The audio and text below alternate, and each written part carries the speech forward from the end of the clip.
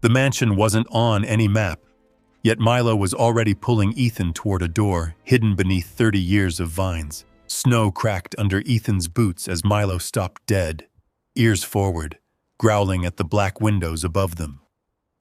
Ethan tightened his grip on the leash. Behind those walls, something had drawn the German shepherd miles into the mountains, and Ethan had no idea why. What do you think Milo sensed inside? The first hard knock came before sunrise. Ethan Cole's eyes opened in the dark, but for half a second he wasn't inside an aging Ford pickup in western Montana. He was somewhere hotter. Dust instead of frost, concrete walls instead of pine trees, a radio crackling somewhere beyond a steel door. Then Milo lifted his head from the passenger seat. The German shepherd stared through the fogged windshield, ears forward. Another knock struck the driver's window. Ethan's right hand had already moved toward his hip before he caught himself. Nothing there. Hadn't been for years. He exhaled through his nose and looked outside. A Forest Service employee stood beside the truck, one gloved hand raised. "Campground closes today, sir." Ethan lowered the window 2 inches. Cold air cut through the cab. "I know. Road could ice by tonight. I'll be gone." The employee nodded and moved on. Ethan watched him until he disappeared between the empty campsites. Only then did his shoulders loosen. "Good morning to you too," he muttered. Milo yawned. At 7 years old, the shepherd still had the broad chest and alert posture of a younger dog, though gray had begun showing beneath his muzzle. He stretched awkwardly across the passenger seat and pushed his nose against Ethan's sleeve. "I'm up." Milo pushed again. "Yeah." I heard him. Outside, the campground sat beneath a thin layer of November frost. Picnic tables had been chained together for winter. The creek beyond the trees ran black between shelves of ice. Ethan rubbed warmth back into his hands. At 61, mornings had become negotiations with his knees, his lower back, and memories that sometimes woke faster than he did. Everything he currently owned was either inside the truck or beneath the fiberglass camper shell behind it. 2 duffel bags, a toolbox, a sleeping bag, work boots, an old camp stove, Milo's food, and a coffee can containing $38 and some change. The Ford itself had 247,000 miles on it. Ethan knew because he checked the odometer every morning, the same way he checked fuel, weather, tires, and exits. Old habits didn't disappear. They just found civilian things to attach themselves to. He had spent part of his life as an Army combat engineer, including deployments to Iraq and Afghanistan. After leaving the service, he'd built a small excavation company with one used backhoe and more optimism than money. For a while it worked. Then contracts dried up. A business partner made promises he couldn't keep. Bills accumulated. His marriage had already been coming apart, and the business collapse finished what was left. Eventually, the house disappeared, then the equipment, then most of the people who used to call. Milo stayed. That counted for something. These days, Ethan repaired fences, generators, pumps, sheds, whatever somebody would pay cash to have fixed. When work disappeared, he moved.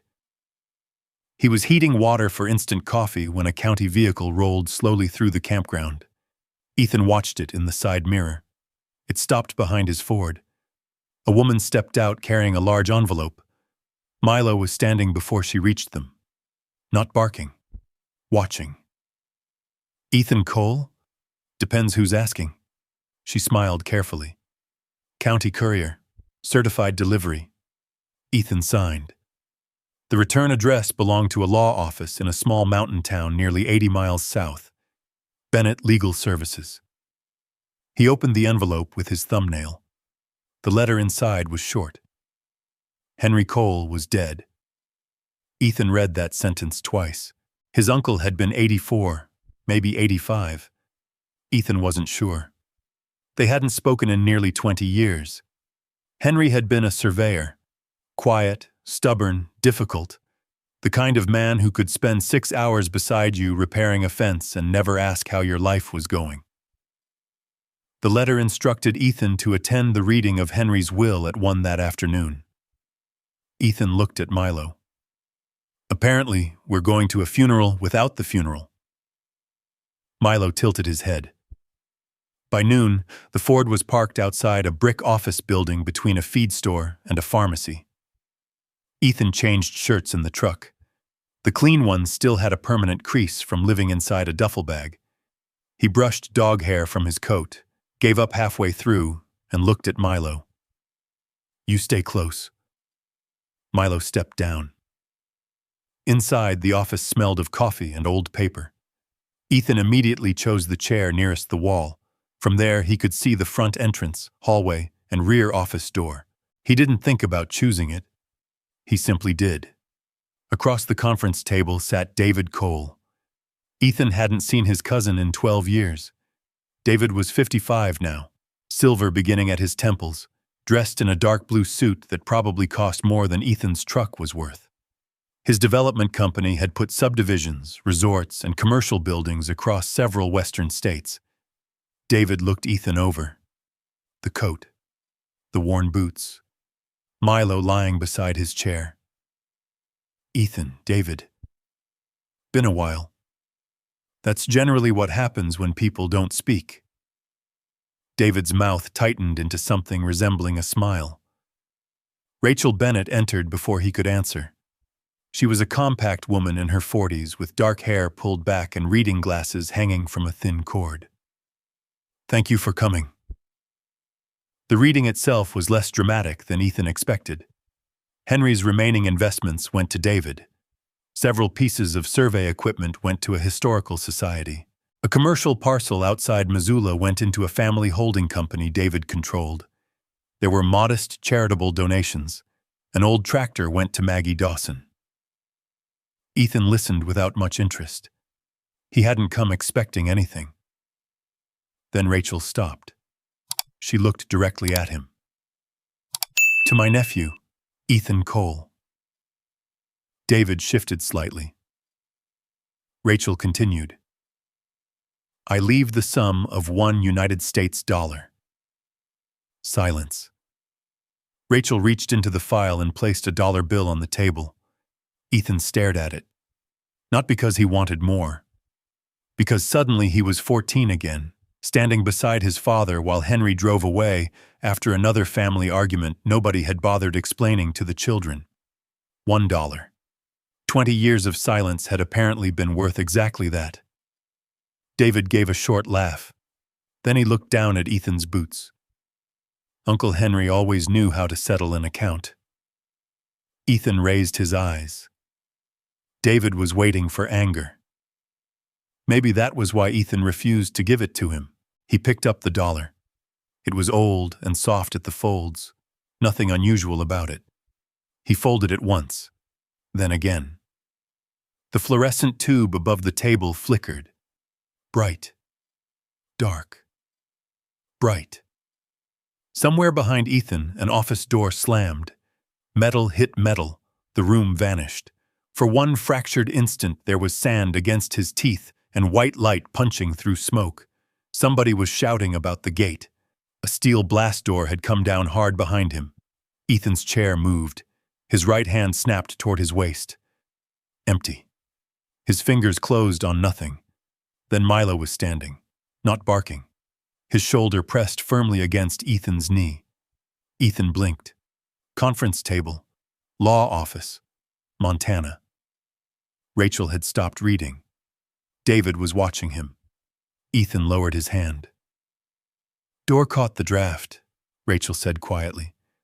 Ethan knew what she was doing, giving him somewhere to put the moment. Yeah, he said. Figured. He slipped the dollar into his wallet. Rachel finished the paperwork. Ethan signed where she told him. He stood. That it? Almost. But David was still there. Rachel glanced toward him. There's one administrative matter I need to finish with Mr. Cole. David's eyes narrowed. I'm a Cole.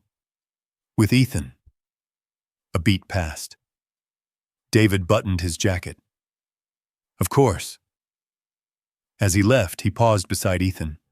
Whatever the old man left you to clean up, I'd recommend you don't waste much time on it. Henry had a habit of making worthless things sound important. Ethan met his gaze. So I've heard. David left. Ethan headed toward the lobby. Milo followed, then stopped. The leash tightened. Milo. The shepherd didn't move. Against the wall stood a battered leather survey case Ethan remembered seeing when he entered. Henry's initials were stamped near the brass clasp. H.C. Milo approached it slowly. His nose moved along one corner, then another.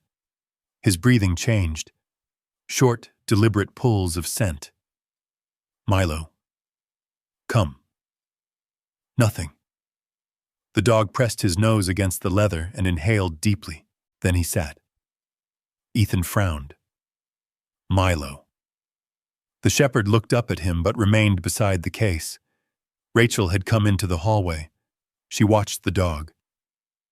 Has he ever been around Henry? No. You're certain? I'd remember. Milo lowered his nose to the leather again. His tail gave one slow movement against the floor. Not excitement. Recognition. Ethan felt something cold move through him that had nothing to do with November. Rachel closed the office door behind her. When she spoke again, her voice was lower. Then I think you need to see something. Ethan looked at her. Rachel glanced toward the front windows, making certain David's car had gone. Your uncle left one personal instruction concerning you, she said. It wasn't part of the will. Ethan looked at Henry's survey case. Milo still refused to leave it. What instruction? Rachel reached for the case. The one David was never supposed to know about. She carried Henry's battered survey case back into the conference room and locked the door behind them. Ethan remained standing. Milo followed the case. That bothered him more than he wanted to admit. Rachel set it on the table and opened the brass clasps. Inside were an old compass, 2 survey notebooks, a faded red bandana, several pencils sharpened down almost to their ends, and a pair of wool gloves. Milo went directly to the gloves. He sniffed one, pulled back, then pushed his nose against it again. Ethan watched closely. That wasn't ordinary curiosity. Milo knew that smell. Where did you get this? Henry's cabin, Rachel said. After he died. I inventoried everything myself. He lived at a cabin? Near town. Small place. That's the address everyone knew. Ethan glanced toward Milo. Then why wasn't any of this in the will? Because Henry told me not to put it there. Rachel reached beneath the notebooks and removed a folded sheet of paper. No. Not paper. A topographic map. She spread it across the table. The paper was old enough to have softened along the folds. Forest lines, ridges, creeks, elevation markings. Someone had made notes in pencil across the margins. One corner had been cut away with almost surgical precision. Ethan leaned closer. Bitterroot Divide. You know it? Enough to stay out of it this time of year. The region ran along rough country near the Montana-Idaho line. Old logging roads climbed into mountains that could collect 2 feet of snow while the valley below got rain. Cell service vanished quickly. Roads marked on maps sometimes hadn't existed in 20 years. Rachel turned the map over. 3 lines had been written in black ink. The dollar pays the toll. Trust the one who remembers. Come alone. Ethan stared at the last line, then at Milo. That's Henry's handwriting? I've handled his legal documents for 11 years. That wasn't my question. Yes. Ethan gave a humorless laugh. Good. At least somebody understands what he's talking about. Rachel studied him. He expected you to. He left me $1 and a damaged map. He specifically instructed me to give you both only after the will was read. Why? He wouldn't say. Ethan picked up the map. The missing corner bothered him immediately. Not torn, removed, deliberately. Did David know about this? No. Does anybody? Henry and me. Henry's dead. Rachel's expression tightened. Then just me. Milo nosed the wool glove again. Ethan picked it up. The shepherd followed it instantly. Ethan moved it left. Milo's head followed. Right. Same response, easy. Milo sniffed the glove and looked toward the door. Ethan frowned. 7 years together had taught him the difference between a dog wanting something and a dog trying to tell him something. You're sure Henry never met him? Rachel asked. As sure as I can be. Ethan put the glove into the case. Milo immediately nosed the lid. Knock it off. The dog looked at him. Ethan felt foolish arguing with a German shepherd in a lawyer's office. Rachel didn't smile. What will you do? Nothing. Nothing. I've spent enough years chasing things that turned out not to be there. He folded the map. Henry wanted to talk to me. He had 20 years. That should have ended it. By 3 that afternoon, Ethan was driving west with the map on the passenger seat. Milo sat beside it. Don't look at me. Milo looked at him. I'm not doing this because of you. The dog's ears moved. One day. We see where it goes, then we're done. The Ford climbed away from town. Before leaving the last gas station, Ethan filled the tank even though it was still above half. He bought 2 gallons of drinking water, batteries, canned food, and an extra bag of dog food he could barely afford. He checked the forecast twice. Clear through morning, snow possible by the following evening. Ethan trusted the clouds more than the phone. He added 2 blankets from behind the seat. Then he bought a cheap paper road map. Digital maps were useful until batteries died or mountains swallowed signals. Old habits. By late afternoon, pavement became gravel. Gravel became washboard dirt. The mountains closed around them. Spruce and lodgepole pine climbed steep slopes on both sides. Patches of old snow remained in the shadows. A frozen creek appeared beside the road, disappeared beneath rock, then surfaced farther down. Ethan kept checking the topographic map. Henry's pencil marks led toward an old Forest Service route. Except the route wasn't there. Ethan drove past it, stopped, backed up. There, barely visible between 2 trees, an opening just wide enough for the truck. No sign. Milo stood and looked through the windshield. Yeah, I see it. Ethan got out. The temperature had dropped sharply. He studied the ground.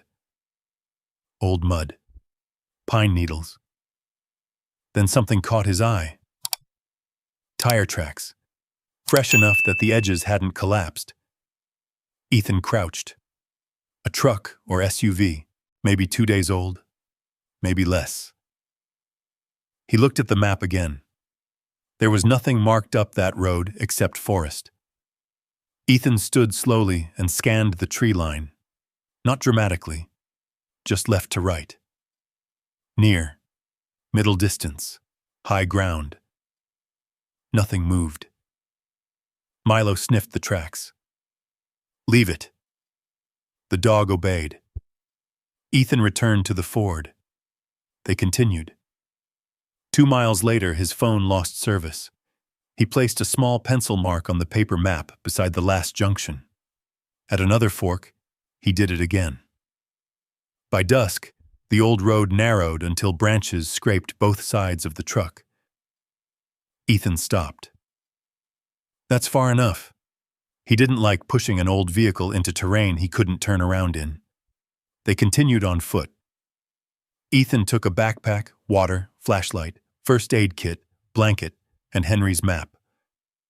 Milo carried nothing except his collar and the scent of the glove Ethan had allowed him to smell again. The forest grew quieter as darkness approached. Their boots and paws crunched through thin snow. After 40 minutes, Ethan noticed the ground ahead seemed strangely smooth. He took another step. Milo lunged sideways. The leash snapped tight. Ethan stopped. What? Milo planted all 4 paws and refused to move. Ethan aimed the flashlight down. Snow, nothing else. He crouched and brushed it aside with a gloved hand. His fingers touched wood. Dark, soft, rotten. He swept more snow away. Boards appeared. Ethan's stomach tightened. He moved the beam outward. What he'd mistaken for solid trail was an old wooden bridge covered beneath several inches of snow. Half the supporting timbers had rotted away. He picked up a stone and dropped it between 2 boards. 1 second, then another. A faint impact below.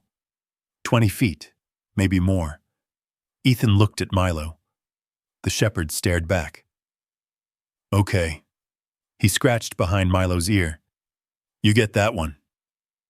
They worked along the ravine until Ethan found a safer crossing where a fallen pine stretched over the narrowest section. He tested every step before committing weight and kept Milo close. On the other side, darkness had nearly settled. Then his flashlight caught something pale among the trees. Stone. Ethan walked toward it. A rectangular marker stood beneath moss and lichen, leaning slightly beneath the roots of an enormous cedar. He scraped the moss away. Letters emerged. C-O-L-E. Below them was a date. Ethan stepped back. Henry's map showed no family property here. No house, no parcel boundary. Nothing. Yet somebody had carved his family name into stone more than a century earlier. Milo moved past him. His nose dropped immediately to the ground. Milo. The shepherd followed something Ethan couldn't see. 10 feet. 20. Then he stopped beside a line of brush and stared into the darkness beyond it. Ethan raised the flashlight. For an instant, he saw nothing. Then the beam caught 2 parallel depressions disappearing between the trees. An old road, completely swallowed by forest. Milo pulled toward it. Ethan tightened the leash. Not tonight. The shepherd resisted. Milo. A low sound came from his chest. Not aggression. Urgency. Ethan looked past him into the black timber. Somewhere beyond those trees was whatever Henry had wanted him to find, and someone else's tire tracks were already on the road behind them. Ethan looked again at the stone marker. Cole, 1911. He had walked into the mountains carrying an inheritance worth $1. For the first time, he wondered whether the dollar had been meant to make everyone look in the wrong direction. Ethan did not follow the old road that night. Curiosity had gotten men hurt before. Darkness made simple terrain complicated, and the temperature was falling fast. He marked the stone post on Henry's map, took a bearing with the old compass from the survey case, then led Milo back toward the truck. They slept badly. Ethan reclined behind the steering wheel with his boots on, and his coat zipped to his throat. Milo curled beside him, occasionally lifting his head when wind moved through the pines. At 2:17 a.m., Ethan checked his watch. At 3:42, he checked it again. Just before 5, he woke with his hand gripping the door handle. For several seconds, he couldn't remember why. Then Milo's breathing reached him from the passenger seat. Montana. Truck. Forest. No contact. No radio. No one waiting for an LZ that would never come. Ethan rubbed his face. Getting old, buddy. Milo opened one eye. By first light, Ethan had coffee boiling on the camp stove. The sky was the color of steel. Clouds had thickened along the western ridges despite yesterday's forecast. He ate crackers and peanut butter, gave Milo breakfast, packed extra water, and checked the Ford before leaving it. Then he took a photograph of the truck with his phone. Not for memory, for reference. Tree position, road angle, terrain. If snow covered their tracks before they returned, small details mattered. They crossed the ravine farther upstream where the fallen pine gave them safer footing. Milo moved first, low and balanced. Ethan followed slowly, testing the trunk before each step.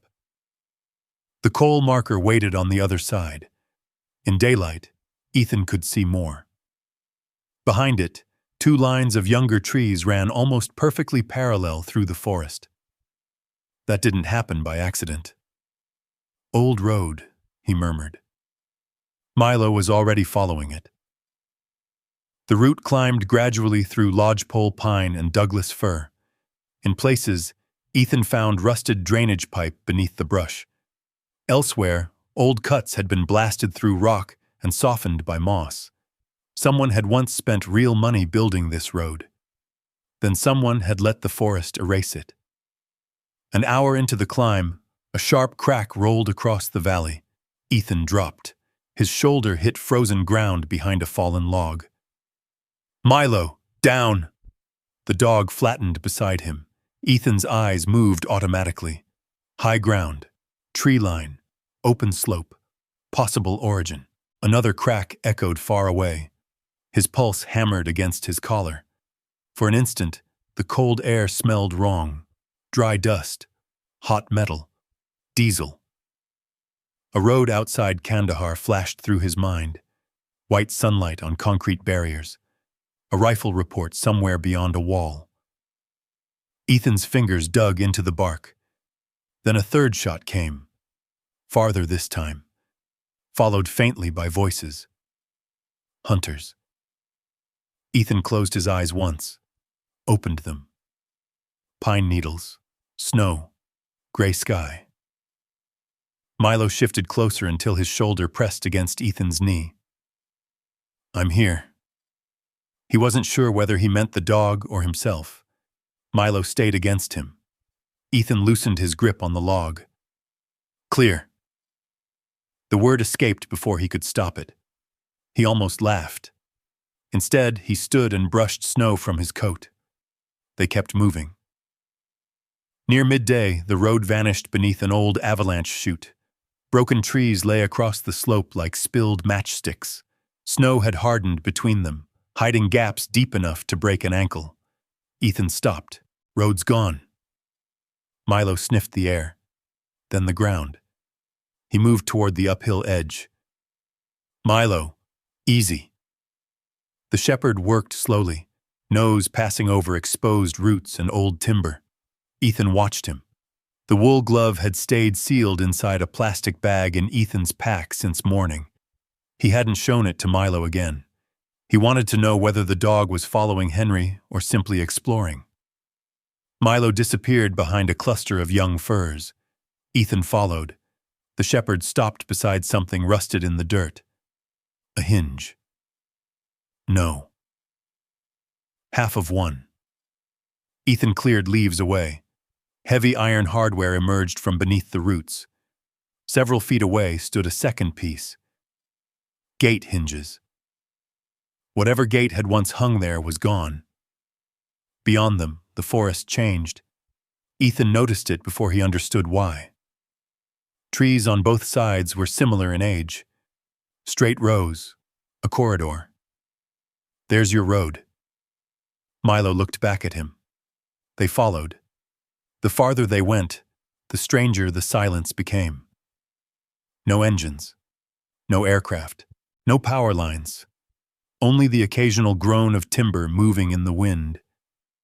The road began descending. Ethan checked the map. According to Henry's markings, they should have been approaching nothing. That bothered him. The map showed contour lines, a creek, a ridge, no structures, no marked road, nothing that explained the gate. Then Milo stopped. His ears rose. Ethan stopped with him. What? Milo stared ahead. The forest looked ordinary. Then the dog moved faster. Not running. Purposeful. Ethan followed. Trees began thinning. Light appeared between the trunks. 20 yards. 10. Milo reached the edge first. He stood completely still. Ethan stepped beside him and forgot the cold. Below them lay a basin almost perfectly hidden between steep forested ridges. Snow covered open ground that might once have been pasture. A narrow creek curved through the center, dark water cutting across the white, and on the far side stood a house. Ethan stared. No. Not a house. A mansion. 3 stories of dark timber and gray stone rose against the mountain. Steep roofs carried heavy patches of snow. One section had partially collapsed near the eastern wing. Tall windows reflected the dull winter sky, while others were broken black openings. A broad porch ran across the front. Stone chimneys rose above the roof.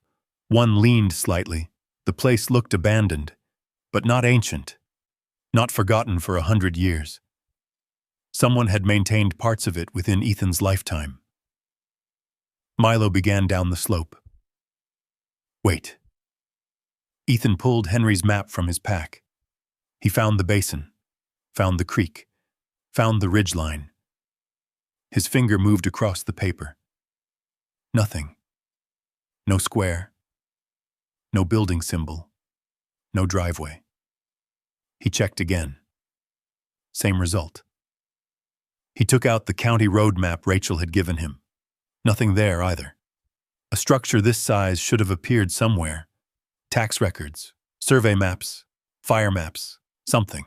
Yet Henry had left him a map that carefully showed the land while pretending the mansion did not exist. Ethan folded it slowly. They descended toward the basin.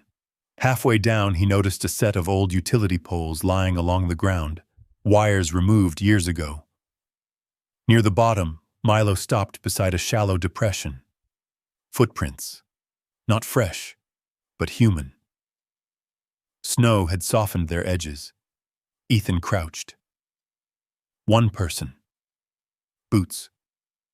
Heading toward the mansion. Maybe days old. Maybe longer, depending on weather. He looked back toward the ridge. Those tire tracks on the access road returned to his mind. Someone else knew enough to come this way. Milo raised his nose toward the house. His tail lowered. Not fear. Attention. They crossed the open basin. Up close, the mansion was even larger. Stone steps disappeared beneath snow. Carved wooden doors stood beneath an overhang supported by thick beams. A rusted lantern hung beside the entrance. Ethan climbed the steps. Milo remained one pace behind. At the door, Ethan paused. The old soldier in him surfaced quietly. Don't crowd an entrance. Listen first. Look for what doesn't belong. He studied the threshold. Dust. Needles. A faint scrape near the bottom of the door. Recent? Hard to tell. He reached toward the handle. Milo suddenly turned. The shepherd stared back across the basin. Ethan froze. What do you have? Milo's ears pointed toward the ridge they had crossed. Nothing moved. Ethan waited. 5 seconds. 10. Wind passed over the snow. Then, somewhere high among the trees, came a faint mechanical sound. An engine. It lasted only a moment, then stopped. Ethan looked at the black windows of the mansion. He had expected Henry's map to lead to a marker, maybe an abandoned cabin or forgotten family parcel. Instead, an entire estate stood hidden in a valley that official maps seemed determined not to acknowledge. And somewhere behind them, someone else might be following the same dead road. Ethan put his hand on the mansion's cold iron door handle.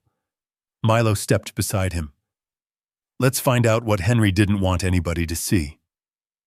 The latch moved. The door opened inward into darkness. Cold air drifted out, carrying the smell of old wood, stone, and ashes. Ethan didn't step through immediately. He stood to one side of the doorway and listened.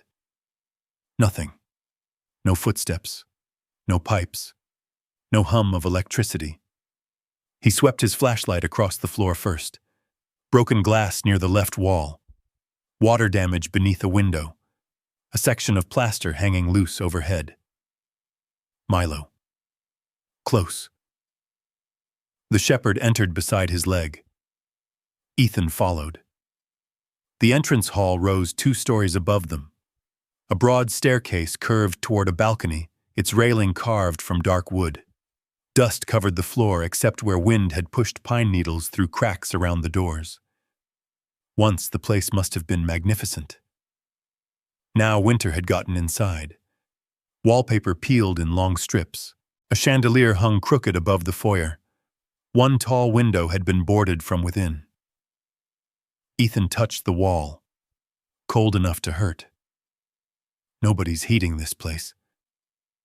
Milo moved ahead 3 steps, stopped, sniffed. Ethan watched him carefully. Got something? The dog continued toward a hallway. Ethan followed, checking each room as they passed. Dining room, kitchen, library. A sitting room with furniture hidden beneath white sheets. No gold bars. No secret fortune waiting on a table. Just a dying house. But after several minutes, Ethan began noticing things that didn't fit. Firewood had been stacked behind one fireplace. Not fresh, but not rotten. A coffee mug sat upside down on a kitchen towel. Someone had repaired a window using newer screws than anything around it. In a mudroom, he found a pair of worn rubber boots. Size 11. Henry's size, if Ethan remembered right. So you were here. Milo looked toward the hallway. They found Henry's study on the western side of the mansion. Unlike the rest of the house, it had been maintained. A heavy desk faced 2 windows overlooking the basin. Books filled shelves from floor to ceiling. Survey instruments sat inside wooden cases. Rolled maps occupied pigeonholes along one wall. There was even a narrow cot in the corner. Ethan ran a finger across the desk. Very little dust. Henry hadn't merely known about this mansion. He had lived here. Maybe not full-time, but recently. Ethan opened a drawer. Pencils, reading glasses, receipts, a flashlight. Nothing explaining why the house didn't exist on the map. Milo wandered toward a cabinet near the fireplace. Ethan began examining the bookshelves, survey manuals, regional histories, forestry reports, water law. Then he noticed a framed photograph. Henry stood beside an old pickup. Younger, maybe 60. Behind him was the same mansion, its roof intact and windows bright. Ethan picked it up. All right, Henry. What were you doing out here? He set it down. Behind it was another frame. Ethan stopped breathing for a moment. The photograph showed a skinny 18-year-old in an army uniform standing beside a bus station. Ethan. His first trip home after basic training. He remembered that day. His father had taken the picture. Henry hadn't been there. Ethan pulled another photograph from behind it. Him again. Older.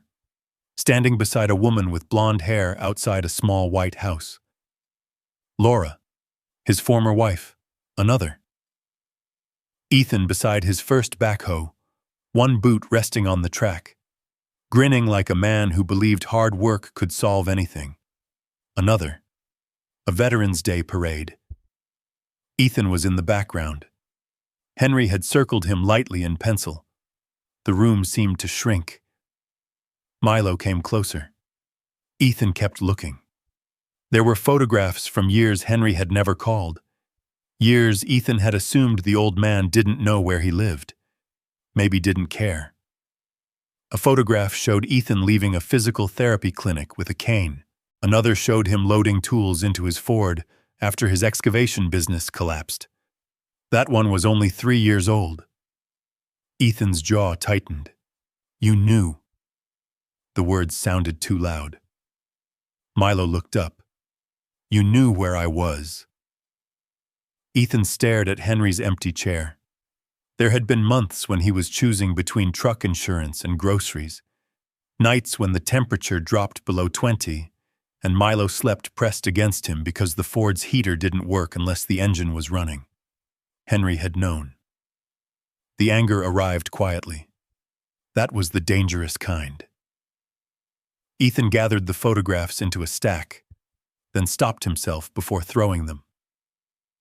What was I, Henry? A project? Milo moved closer. Ethan sat in the desk chair. His hands were shaking slightly, not from cold. He had spent years telling himself family didn't matter anymore. You couldn't miss what you stopped expecting. That had been the theory. Apparently his chest hadn't gotten the message. They stayed. Going back across the ravine after dark would have been stupid, and Ethan had found enough dry wood to make one room usable. He checked the chimney before lighting anything. Then he built a small fire in a bedroom fireplace and opened a window a fraction to keep air moving. He spread his sleeping bag on the floor rather than trusting the old bed. Milo ate beside the hearth. Ethan barely touched his own food. Wind rose after midnight. The mansion answered with 100 old sounds, timbers settling, branches scraping stone, water dripping somewhere inside a wall.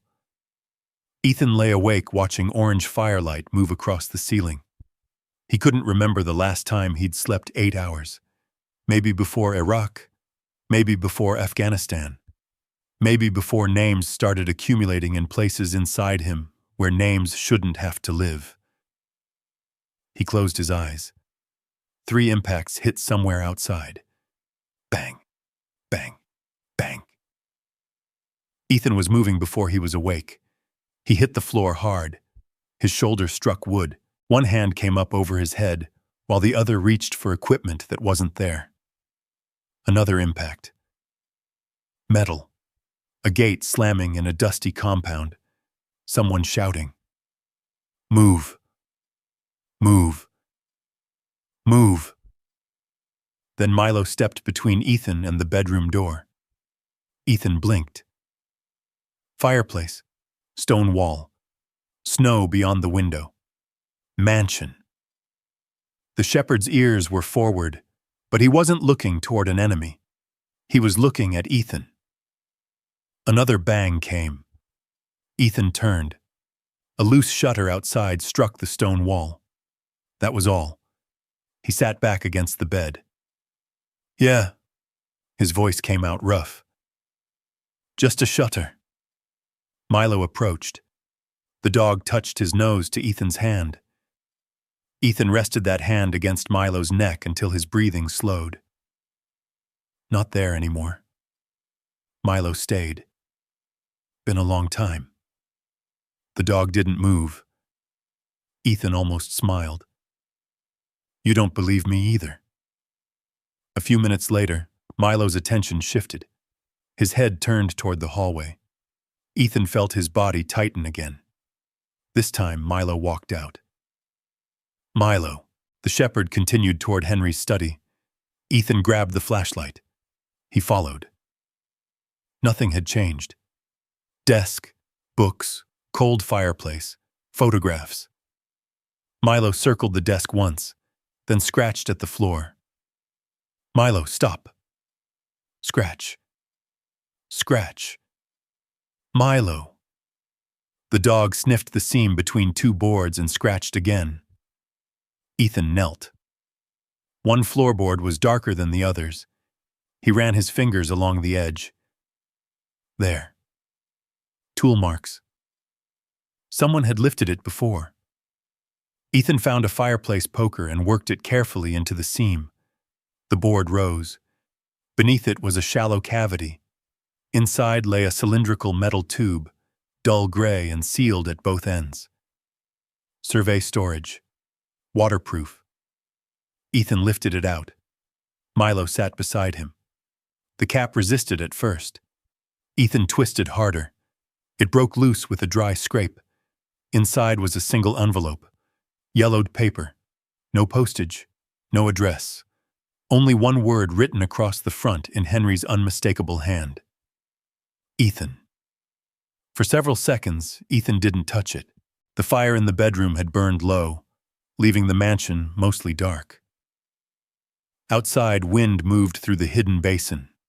Ethan looked at the photographs scattered across Henry's desk. 20 years of silence. 20 years of being watched from somewhere beyond the edge of his life. Then he looked at Milo. The shepherd had somehow brought him from a lawyer's office to a road that didn't exist, through a gate swallowed by roots, to a mansion erased from maps, and now to a letter hidden beneath the floor. Ethan slid one finger beneath the envelope flap. Whatever Henry had been too afraid or too ashamed to say while he was alive was finally in Ethan's hands. The letter was 6 pages long. Ethan carried it into the bedroom where the fire still gave off enough light to read by. He added one split log, sat on the floor with his back against the stone hearth, and unfolded the first page. Milo settled beside him. Henry's handwriting was tight and deliberate. Ethan. If you found this house, then Rachel followed my instructions. If Milo brought you the rest of the way, then I was right to trust both of you. Ethan stopped. He read the sentence again. Milo lifted his head at the sound of his name. What did you get us into? The shepherd rested his chin on Ethan's boot. Ethan continued. Henry wrote that the mansion had belonged to the Cole family long before anyone in town knew his name. The original tract stretched across thousands of mountain acres, including the basin, the forest beyond it, and a lower valley to the west. But decades earlier, Henry had separated the land from the family's ordinary holdings, not sold it, protected it. He had placed the mansion, watershed, and surrounding acreage into a private stewardship trust built around an old conservation agreement. The arrangement was complicated enough that Ethan had to read several paragraphs twice. One part was clear. David wanted the land. Henry had known it. David's development company had spent years acquiring access corridors, timber options, and water rights throughout the region. On maps, each purchase looked separate. Henry had seen a pattern. Put them together, and they formed a path toward the Bitterroot Divide, toward this valley. Ethan looked toward the dark window. So that's what this is about. Milo's ear moved. Henry's next lines were harder. David believes the public estate is the estate. I have encouraged that belief. If I named you openly as successor to this land, he would have known where to look before my body was cold. The dollar was not punishment. It was camouflage. Ethan leaned his head against the stone. Camouflage. He thought of David laughing across Rachel's conference table. Uncle Henry always knew how to settle an account. Maybe Henry had counted on that laugh. Counted on Ethan looking worthless enough that nobody would bother following him. Except someone apparently had. Ethan continued reading. The letter explained that Henry had spent his final years keeping the mansion out of family discussions and away from David's lawyers. Ownership had passed through trusts and old survey descriptions rather than the commercial entities David monitored. Then Ethan reached Milo's name again. He sat straighter. You will wonder how I know your dog. Ethan looked at Milo. That's exactly what I'm wondering. Years earlier, after Ethan had been injured when a trench wall collapsed on one of his excavation jobs, he had spent nearly 3 weeks recovering. He remembered those weeks. Broken ribs, a damaged shoulder, too many pain pills, a hospital room where every machine seemed designed to beep just as he started sleeping. Milo had been younger then, barely 2. Ethan couldn't keep him at the rehabilitation facility, so a veterans volunteer named Frank Harris had taken Milo temporarily.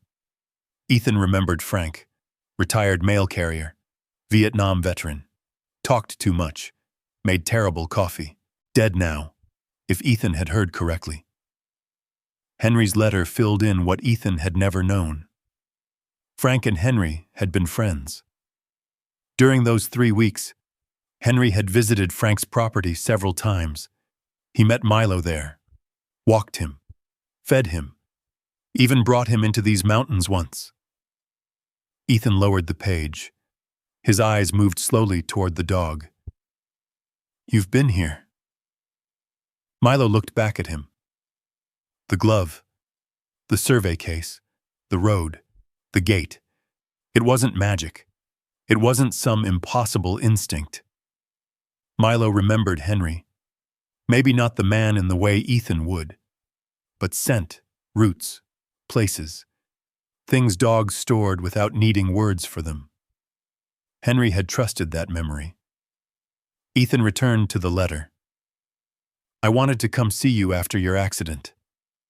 I drove as far as the rehabilitation center twice. Both times I left without going inside."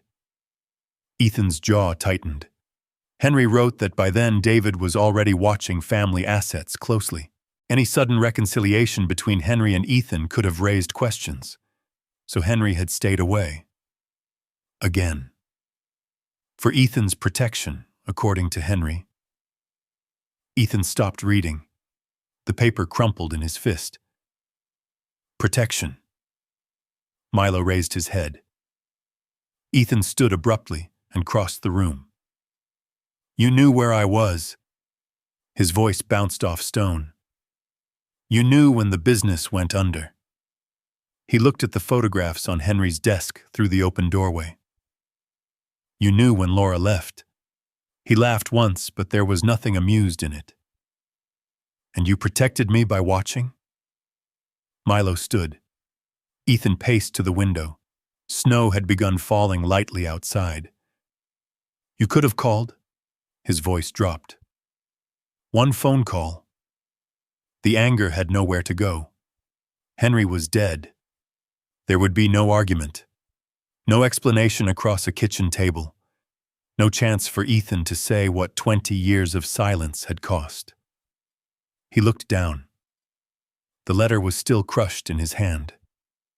Slowly, he opened his fingers. The page was wrinkled. Ethan smoothed it against his thigh. Once, twice, then returned to the fire. "Doesn't mean I forgive him," he told Milo. The dog lay down again. "Don't give me that look." Ethan kept reading. Henry admitted that his choices might have been cowardice disguised as caution.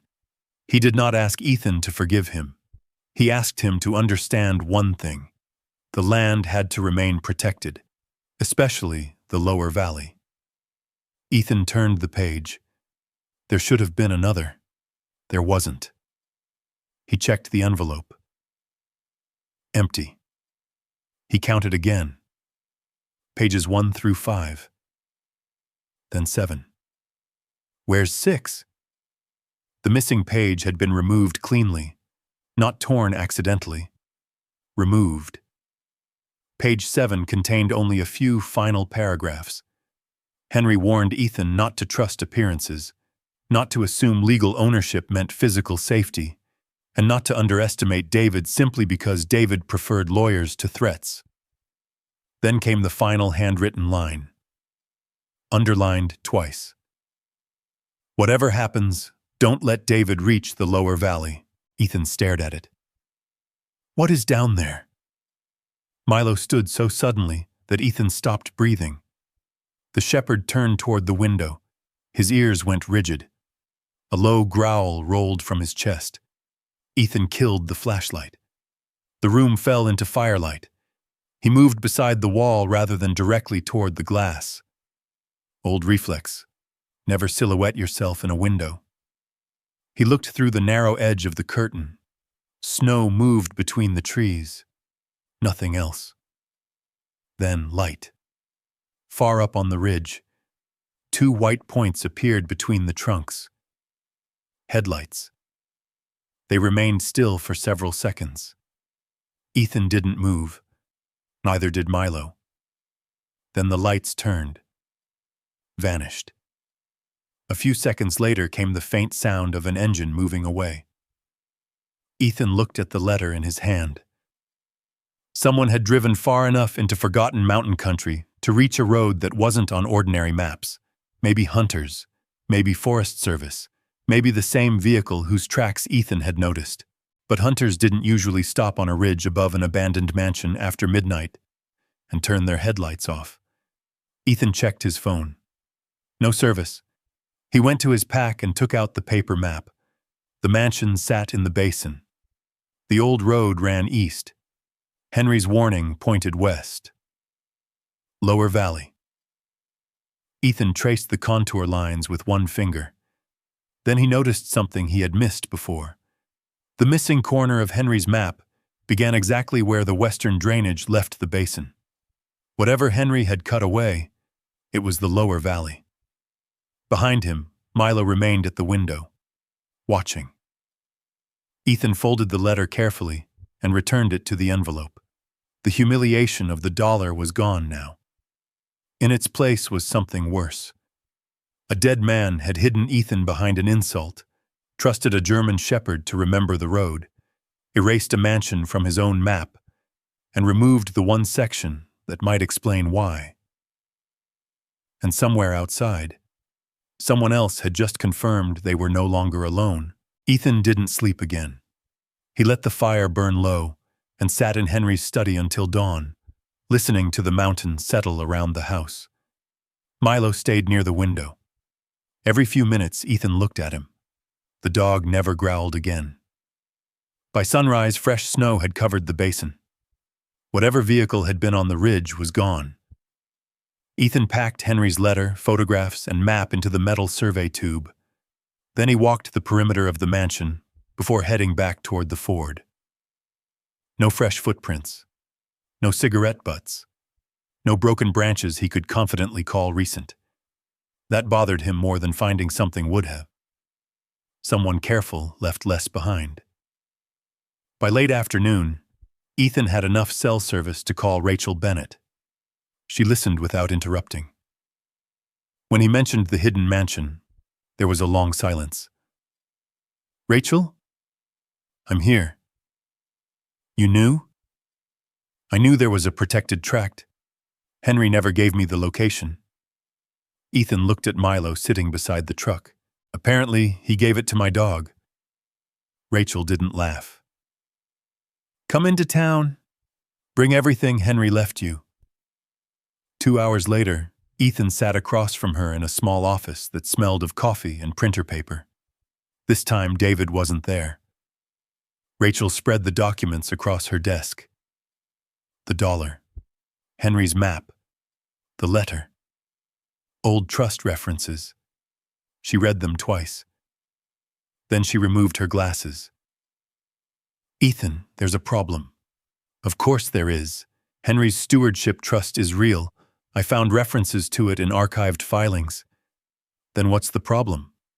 "I don't have the controlling instrument." Ethan frowned. "In English. The document that proves who takes stewardship after Henry." Ethan looked toward the window. "And without it?" Rachel hesitated. "There's an old succession clause." She turned her monitor toward him. "Henry died 4 days ago.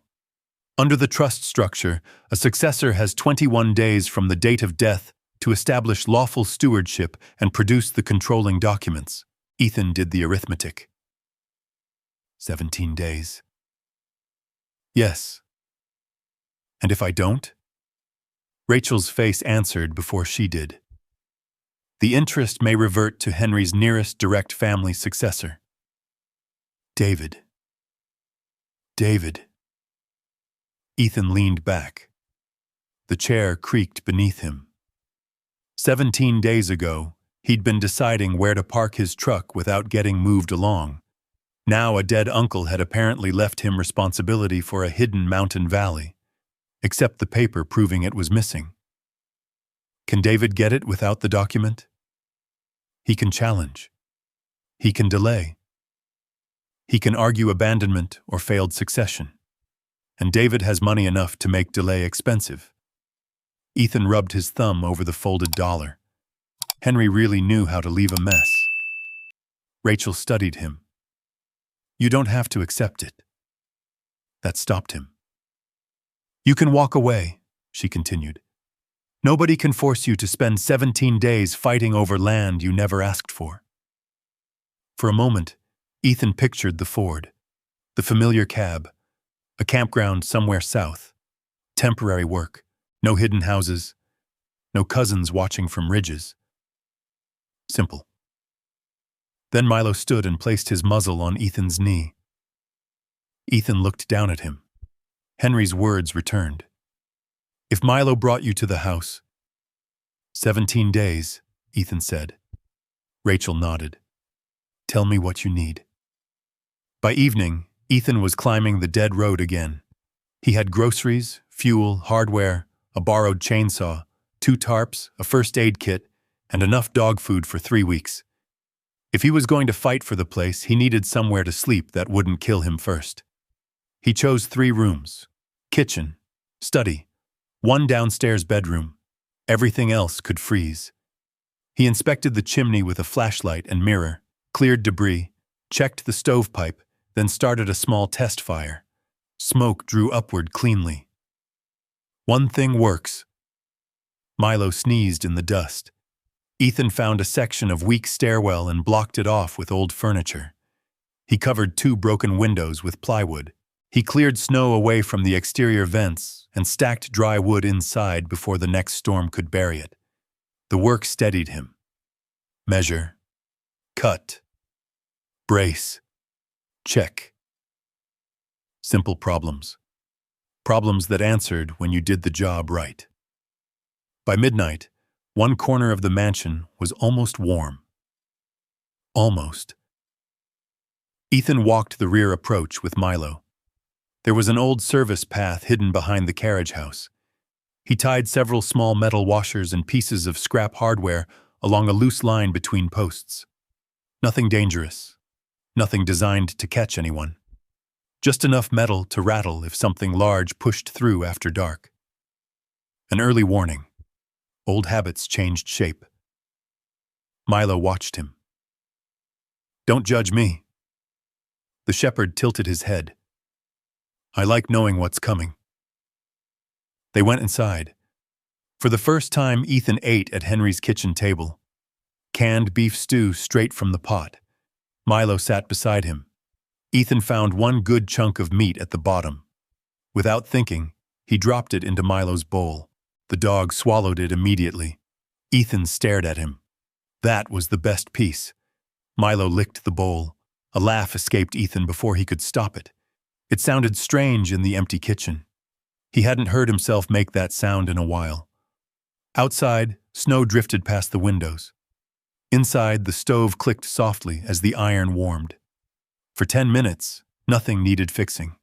Nobody wanted anything. No deadline existed. Just a tired man, a full dog, and an old house slowly remembering what heat felt like. The sound of an engine broke it. Milo was on his feet first. Ethan set down the spoon. The engine came from the basin. Daylight was fading, but he saw an old green pickup moving slowly toward the mansion. 1 person inside. Ethan stepped onto the porch. The truck stopped 20 yards away. A woman climbed out. Late 60s. Heavy canvas coat. Gray hair pulled beneath a wool cap. She carried 2 grocery bags. You Ethan Cole? Depends. She looked at the mansion. That sounds like Henry. Milo approached but stopped several feet from her. The woman let him sniff the air before moving. Smart dog. Who are you? Maggie Dawson. Ranch is about 7 miles down valley. She lifted the bags. Henry owed me $43. Ethan waited. So you brought groceries? He can't pay me now. Figured I'd collect by making his nephew uncomfortable. That almost got another smile. Inside, Maggie placed bread, eggs, coffee, canned soup, and a bag of apples on the table. Then she saw Henry's letter. Her expression changed. You recognize that writing? I've known Henry's handwriting 30 years. Ethan showed her the map, but kept the letter itself close. Maggie studied the missing corner. Where did you get this? He left it. Of course he did. You know what's in the lower valley? She looked at Ethan for a long moment, then at Milo. Henry never told you? If he had, I wouldn't be asking. Maggie pulled on her gloves. Then I'm not going to speak for a dead man who spent half his life keeping secrets. Ethan's jaw tightened. I've had enough secrets. I expect you have. She walked toward the door. At the threshold, she stopped. One thing. Ethan waited. People around here think Henry hid this mansion because he was eccentric. She looked beyond him, toward the dark western windows. They've got it backward. What does that mean? Maggie opened the door. Cold air entered the hall. Henry wasn't hiding the mansion from the world. Her eyes settled on Ethan. He was using the mansion to hide what lay beyond it. Then she stepped into the snow. Milo moved to the western window and stared toward the mountains. Ethan followed his gaze. Beyond the house, the land dropped toward the missing corner of Henry's map. 17 days remained.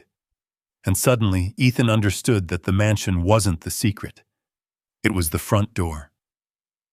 The next morning brought blue sky and hard cold. Sunlight touched the upper ridges, but the basin stayed in shadow. Ethan was outside splitting wood when Milo stopped chewing a stick and turned toward the old road. A vehicle was coming. Ethan set down the axe. The truck appeared 5 minutes later, an older silver Tacoma with mud dried high along the doors. It stopped near Maggie's tire tracks. A man climbed out, mid-40s, canvas jacket, work boots, survey vest thrown over one shoulder. He raised both hands where Ethan could see them. Ethan Cole? Who's asking? Wes Parker. The man nodded toward the equipment in his truck bed. Surveyor. My father worked boundary lines with Henry back when maps were still made by men who got wet. Milo walked onto the porch. Wes smiled. That's a serious-looking dog. Milo didn't return the compliment. Wes explained that Rachel Bennett had contacted several local surveyors looking for anyone familiar with Henry's older property records. His father had apparently worked with Henry during the 1980s and 1990s. That part checked out. Rachel confirmed it by phone when Ethan drove halfway up the ridge to find service. You need help, she said. But don't hand him anything you can't replace. Wasn't planning to. By noon, Wes had earned some of Ethan's suspicion away. Not all. Enough. He knew old survey language. He could identify monuments that looked like ordinary stones. He found a rusted iron pin beneath 2 inches of frozen soil, exactly where one faded field note suggested it should be. Henry didn't trust GPS for everything, Wes said. Said satellites were useful right up until somebody forgot batteries. Sounds like him. You knew him well? No. Wes glanced at Ethan, seemed to understand the subject was closed, and returned to the boundary line. Milo followed them all day. Not beside Wes. Behind him, watching. Once Wes reached toward Henry's leather survey case, Milo stepped between them. Wes froze. All right. He slowly withdrew his hand. I get the message. Ethan looked at Milo. Leave it. Milo moved, but only after Ethan repeated the command. Wes chuckled. Protective. Observant. They spent the afternoon tracing an old boundary toward the western side of the basin. The terrain dropped sharply beyond the carriage house. Thick timber concealed most of the slope. Wes pointed downhill. There's an old access road about half a mile that way, washed out near the switchback. But if we can reach it, there should be another monument near the creek. Ethan stopped. Wes took 3 more steps before noticing. What? You've been down there? No. Then how do you know the road's washed out? Wes looked toward the trees. My father mentioned it. When? Years ago. Ethan said nothing. Wes gave a small shrug. Old survey stories. You hear enough of them, they stick. Maybe. But Ethan had learned a long time ago that trouble rarely announced itself with something dramatic. Usually it was a detail, fresh mud where the ground was dry. A vehicle parked facing the wrong direction. A man knowing the condition of a road he claimed he'd never traveled. Something that didn't belong in the AO. You noticed it. You stored it. You waited. They turned back before dark. That evening, Wes stayed for coffee. He spread copies of boundary notes across Henry's study desk and showed Ethan where several historical markers should lie. Milo settled near the doorway. His eyes never left Wes.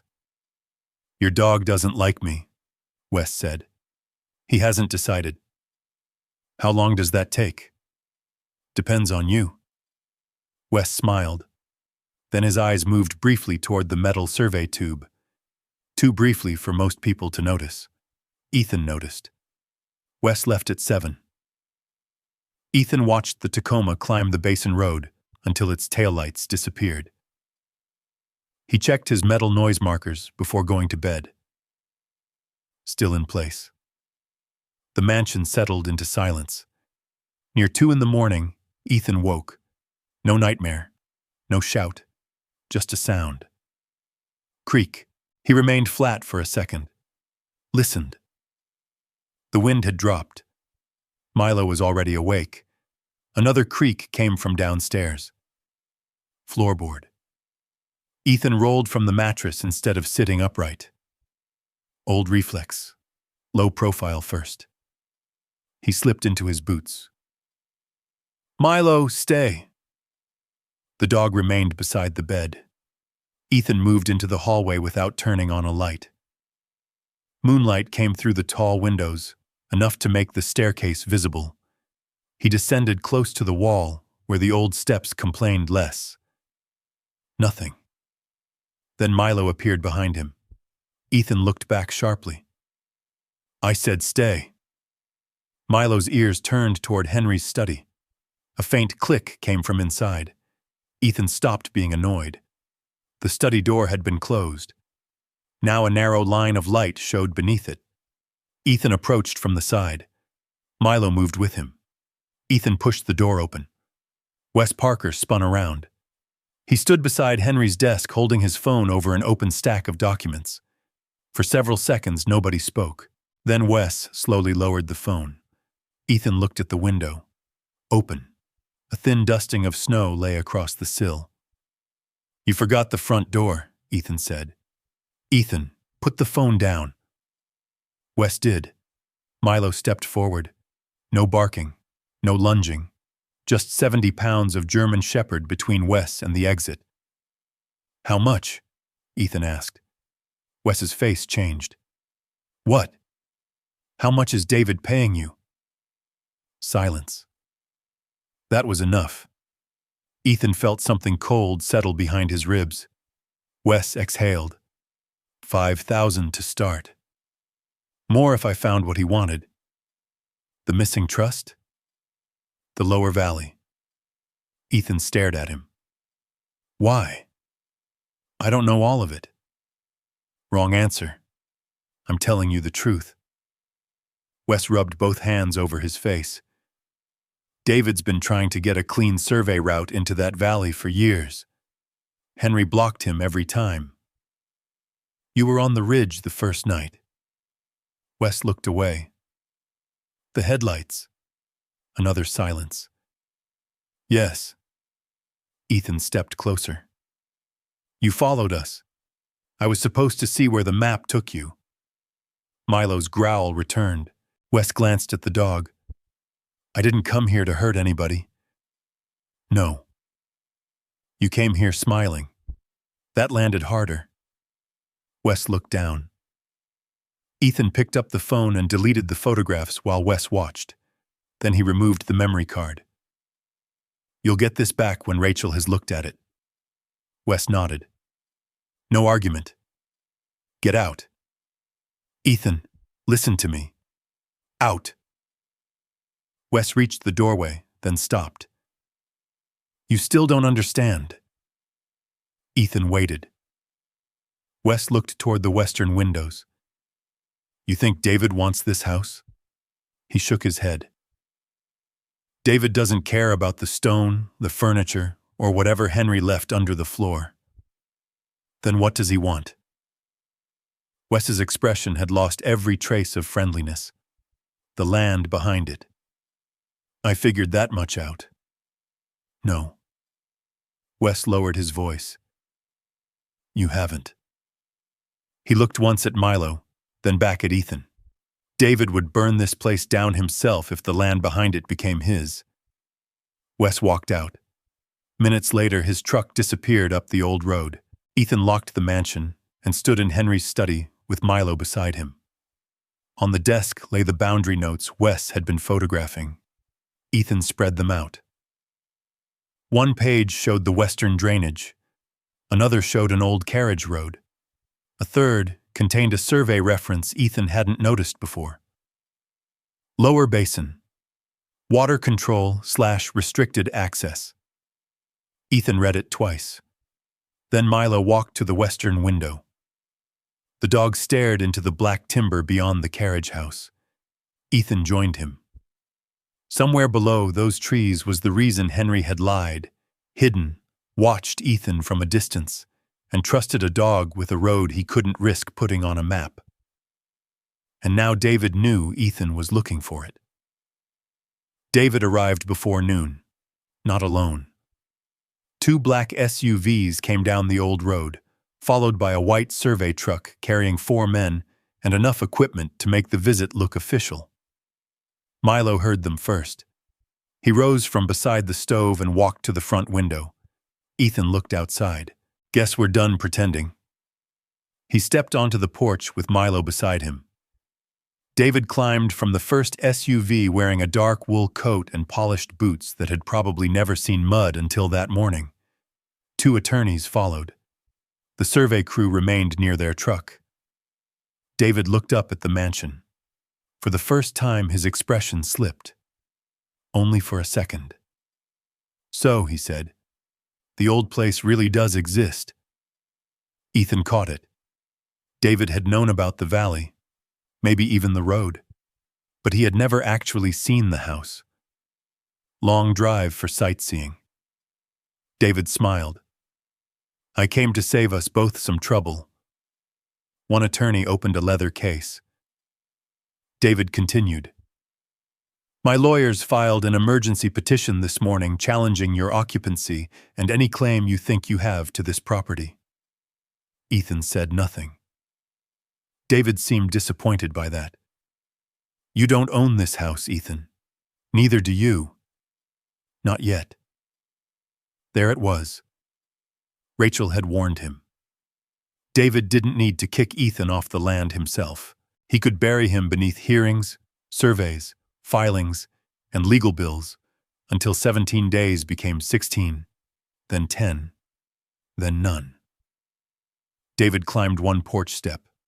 Milo moved forward, not aggressively, just enough. David stopped. "Control your dog. He is controlled." Milo stared at him. David stepped back down. One attorney handed Ethan a folder. He opened it. Petition. Property challenge. Financial disclosures. Then pages about him. Ethan Cole. Failed excavation company. Outstanding business debt. No permanent residence. No substantial savings. Temporary addresses. Vehicle registration. It felt less like a legal filing than someone had emptied his pockets onto the porch. David watched him read. "You've been sleeping in that truck for how long?" Ethan closed the folder. "Long enough. And now you're supposed to maintain this?" David gestured toward the broken roof cracked stone and snow-covered grounds. This property will eat money faster than you can make it. Concerned about me? Actually, yes. Ethan almost smiled. David turned toward his attorney. A second folder appeared. Thinner. This is simpler. Ethan didn't take it. What is it? An exit. David placed the folder on the porch railing. $750,000. Even the wind seemed to go quiet. Ethan looked at him. David's voice softened. You sign away whatever claim Henry may have tried to create. You surrender the maps, letters, surveys, and anything else he left you. You leave the property today. Ethan stared at the number. $750,000. Not fantasy money.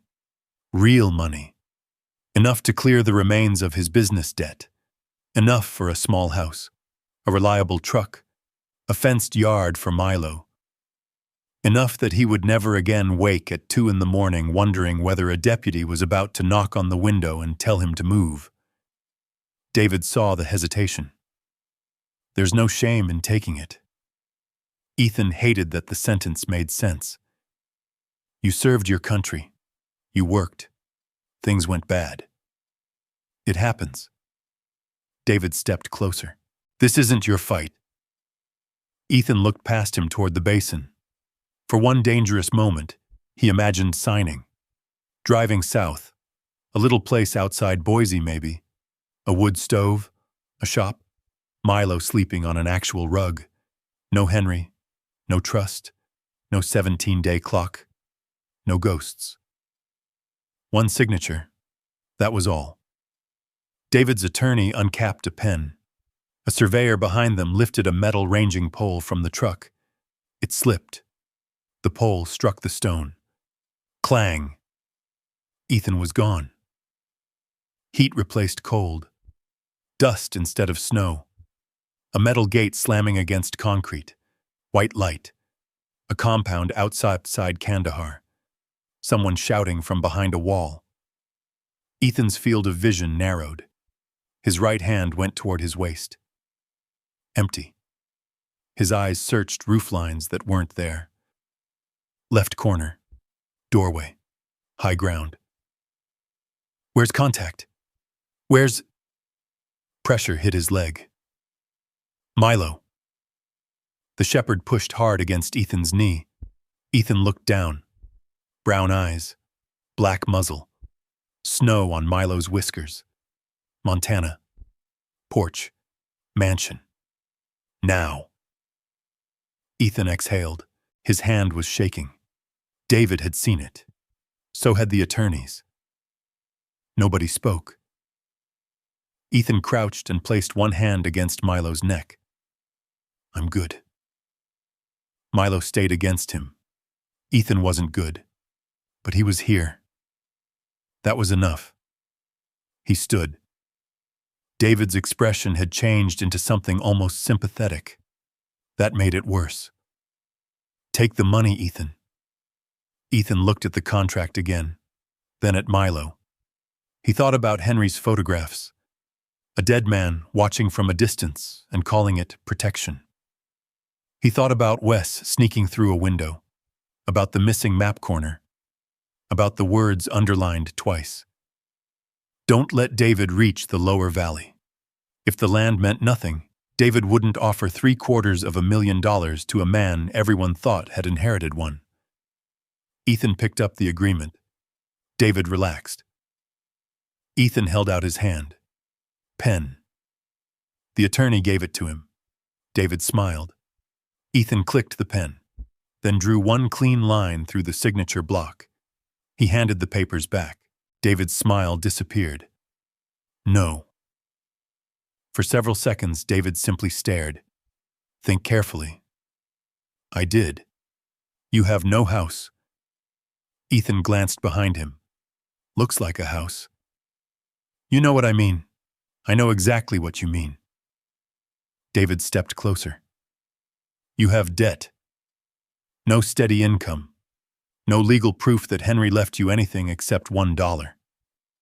Then why offer me $750,000 for it? That landed. One of the attorneys looked away. David's jaw tightened. The polished warmth left his face. For the first time, Ethan saw what Henry must have seen. Not a loud man, not a reckless one. A man who was accustomed to getting what he wanted because he knew which pressure point to touch. Money, fear, embarrassment, time. You think living out here makes you Henry's successor? David asked. No. You think finding an old house makes you family? No. Then what exactly do you think you're doing? Ethan looked at him. Making you nervous? David's eyes hardened. Behind them, the survey crew began packing equipment. The western sky had darkened. Clouds were stacking against the ridgeline, thick and blue-black. One of the surveyors glanced upward. Mr. Cole, weather's coming. David ignored him. He pointed toward the mansion. This place hasn't survived because it's strong. It survived because nobody cared enough to come take it. Ethan said nothing. David lowered his voice. Winter will settle this if the court doesn't. Milo stepped closer to Ethan. David looked at the dog, then back at Ethan. When this place takes everything you have left, don't say nobody offered you a way out. He turned. The convoy climbed out of the basin 20 minutes later. Ethan remained on the porch until the final taillight vanished. Only then did he look down. His hand was still trembling slightly. Milo nudged it. Yeah. Ethan scratched behind his ear. That was a lot of money. Milo sneezed. Easy for you to say. You don't owe anybody anything. The first snowflake landed on Ethan's sleeve, then another. Within an hour, the mountain disappeared behind white. The storm hit hard after sunset.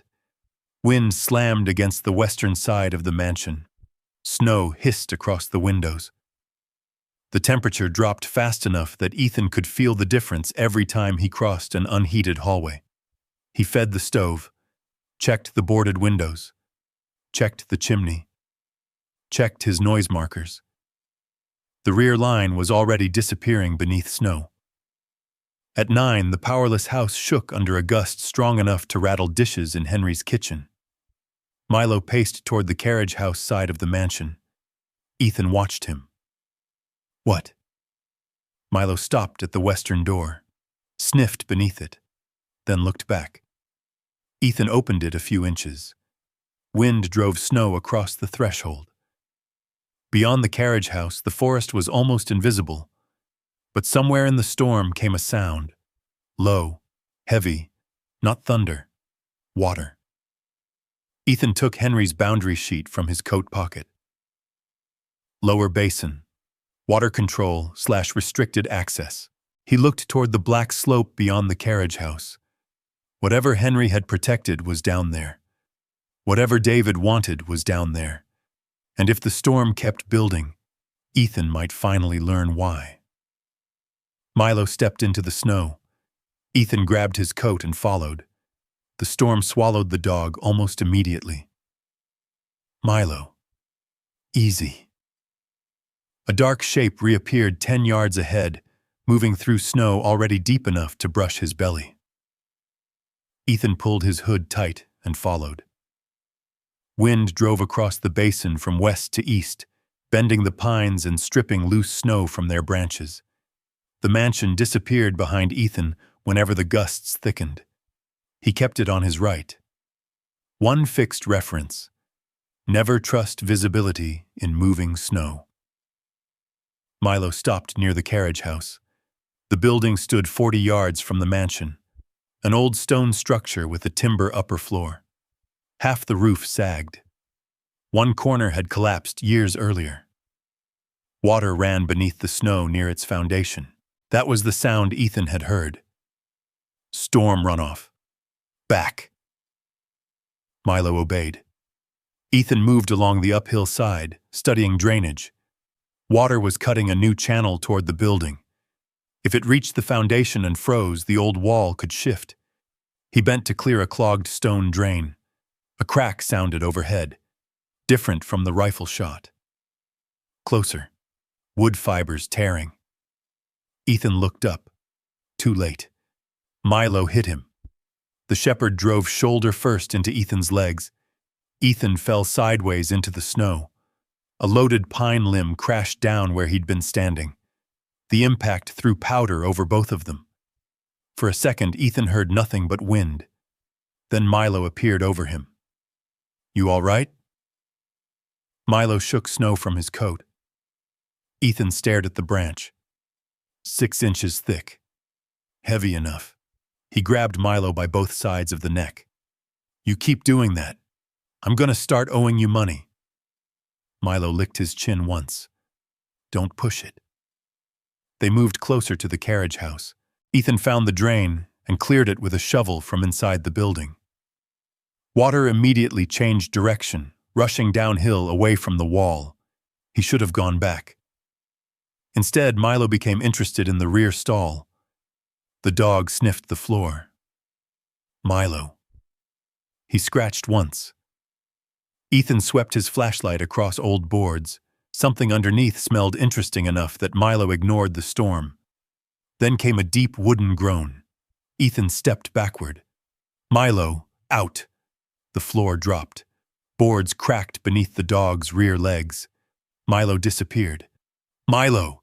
Ethan lunged forward, then stopped himself before adding his weight to the failing floor. A bark came from below, alive. Ethan dropped to his stomach and crawled toward the hole, spreading his weight across 2 beams.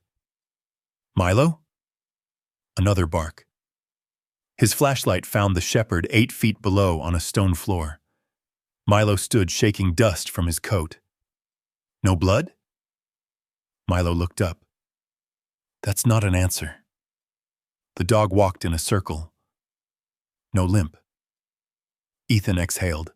He found an old service ladder fixed to the stone wall. Tested it. Rusty, but solid enough. He descended. The space below wasn't a cellar. It was a passage. Stone walls extended beneath the carriage house and continued toward the western slope. The air smelled of wet earth and old paper. Milo had already found a doorway. Ethan followed. His flashlight swept across shelves. He stopped. Boxes. Dozens of them. Metal document cases, survey tubes, leather-bound ledgers. Some shelves were wrapped in heavy waxed cloth to keep out moisture. Henry's real archive. Ethan lifted one box onto a stone table.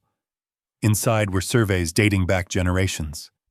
Boundary descriptions, water filings, timber agreements, correspondence. He opened another. A familiar name appeared. Cole Development Group, David's company. Ethan read more carefully. The documents showed purchase offers Henry had rejected, then shell companies Ethan didn't recognize, but the parcel numbers repeated. Different business names, same target. Land along the lower valley. Henry had marked several pages in red pencil. Altered description. Unauthorized access claim. Dispute. Ethan felt the pieces beginning to lock together. David hadn't started chasing this land after Henry died. He'd been trying for years. Quietly. Milo sniffed along the shelves. Ethan opened an old water right filing. The lower valley wasn't simply another piece of forest. A protected watershed originated there.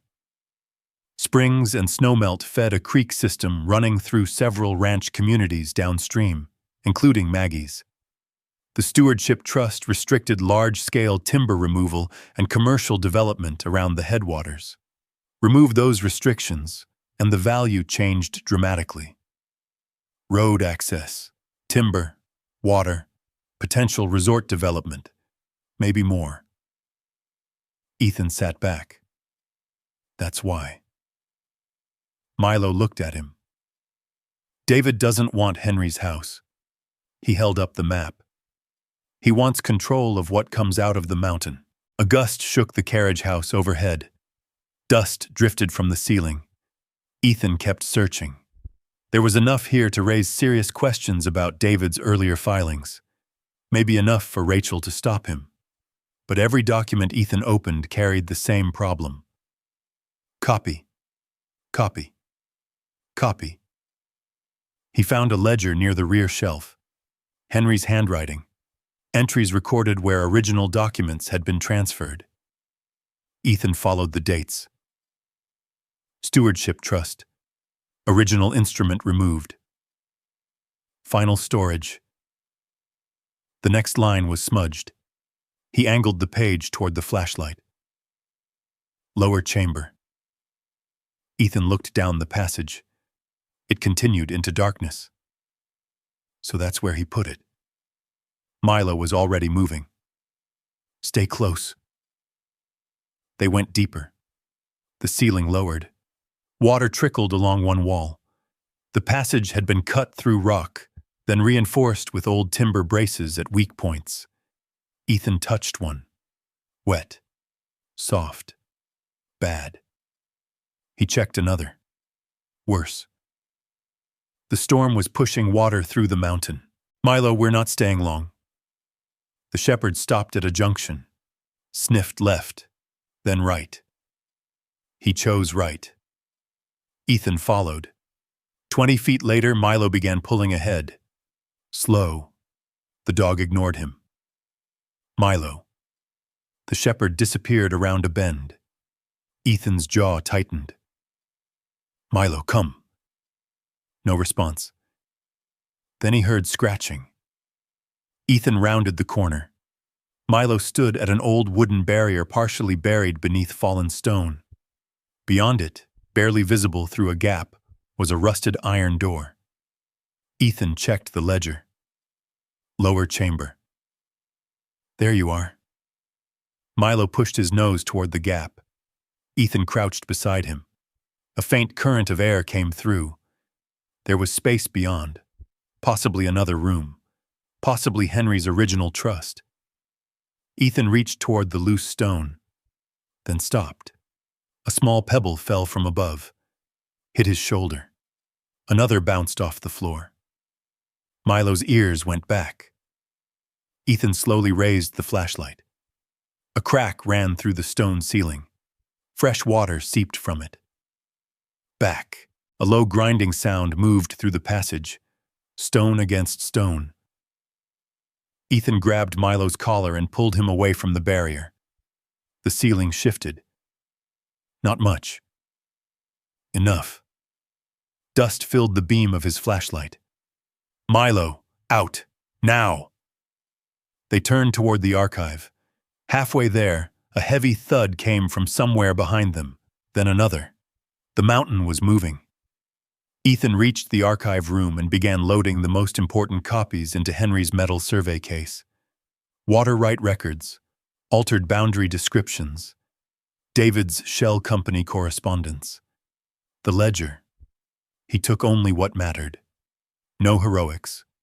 No load worth getting trapped underground. Milo paced toward the deeper passage again. No. The dog whined.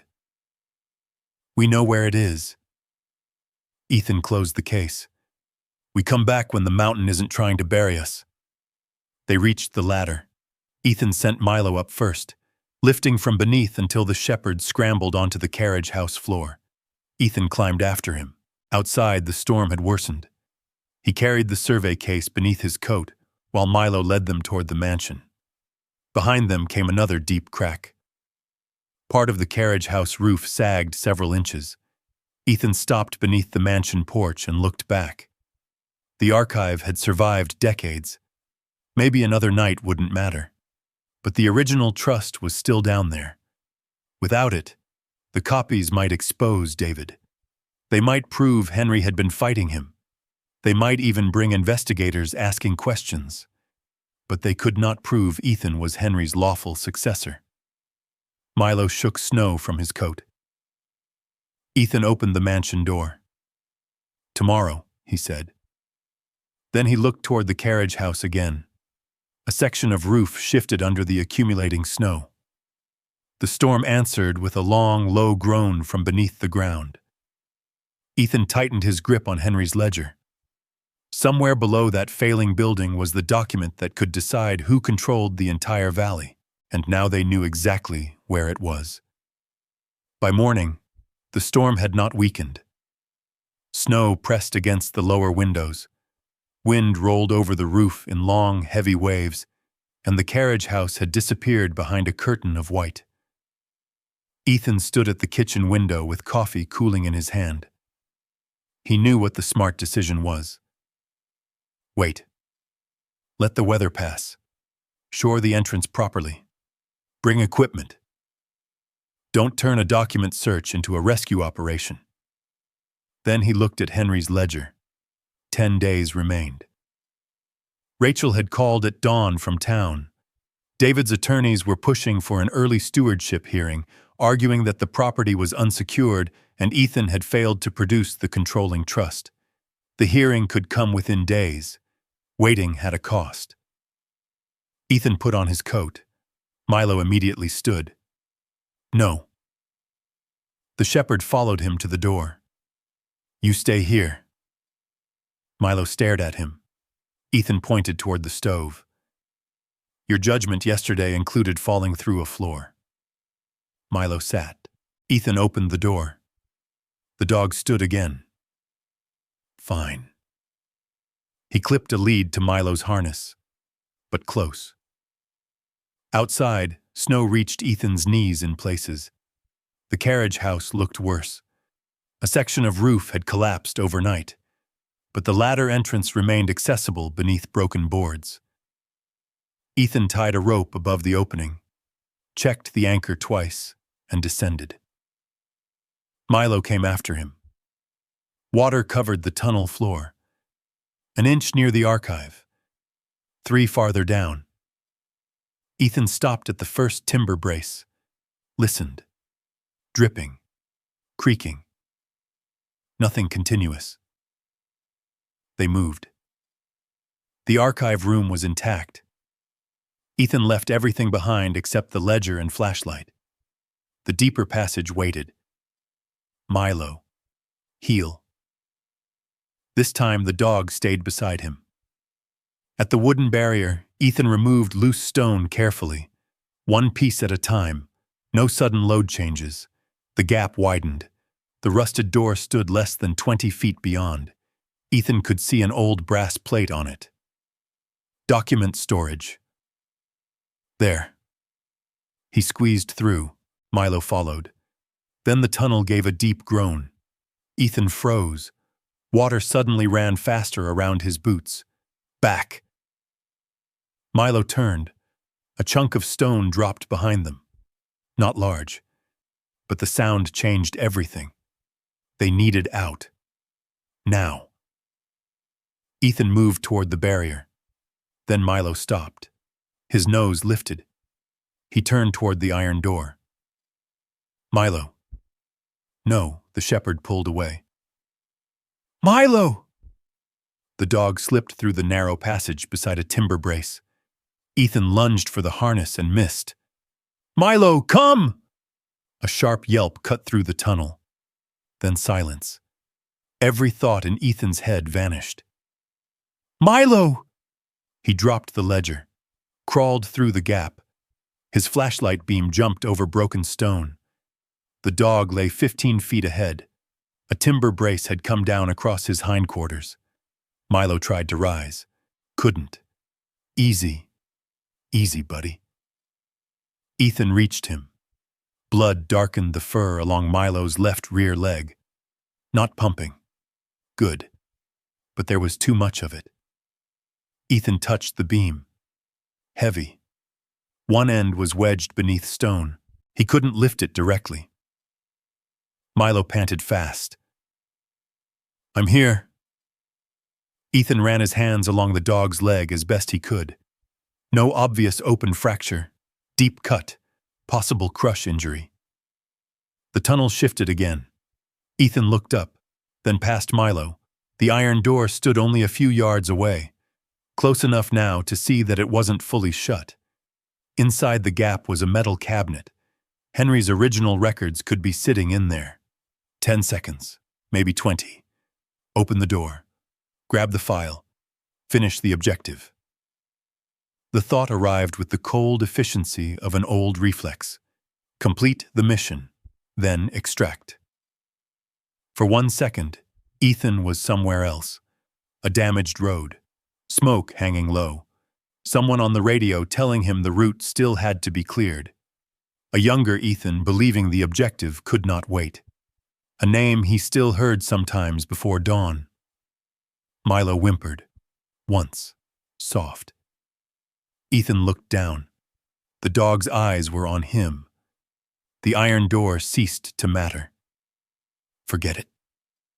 Ethan turned away from the chamber. He searched the debris until he found a broken timber long enough to use as leverage. He wedged a stone beneath it. Set the end under the fallen brace. All right, buddy. His boots slipped in the water. He reset. 1 shot. Ethan pushed down. The beam rose 1/2 inch. Milo pulled. Not enough. Ethan pushed harder. Pain shot through his shoulder. The brace lifted. Come on! Milo dragged forward. A jagged edge tore across Ethan's forearm.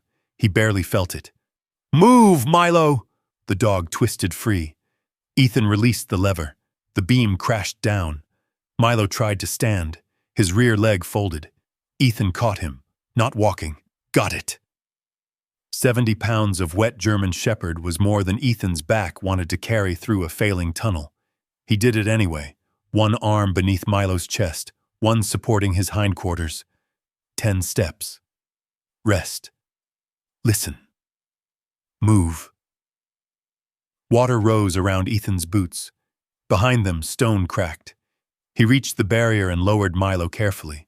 The opening was too narrow to carry him through. Ethan crawled first, then reached back. Come. Milo pulled with his front legs while Ethan guided the injured rear leg through. The dog cried out. Ethan stopped instantly. I know. Another crash came from behind. No time. He eased Milo forward. The shepherd cleared the gap. They reached the archive room. Ethan's forearm was bleeding freely now, running into his glove. He wrapped it quickly with gauze from his pocket kit. Then he looked at the shelves. Decades of Henry's records. Evidence against David. History. Proof he could save some. Maybe. Another groan rolled through the ceiling. No. Ethan picked up Milo. The papers stayed. At the ladder, he tied the rope through Milo's harness and climbed first. Then he hauled while Milo scrambled with his front legs. Halfway up, the tunnel shook. Dust exploded below. Ethan pulled. Come on, buddy. Milo reached the top.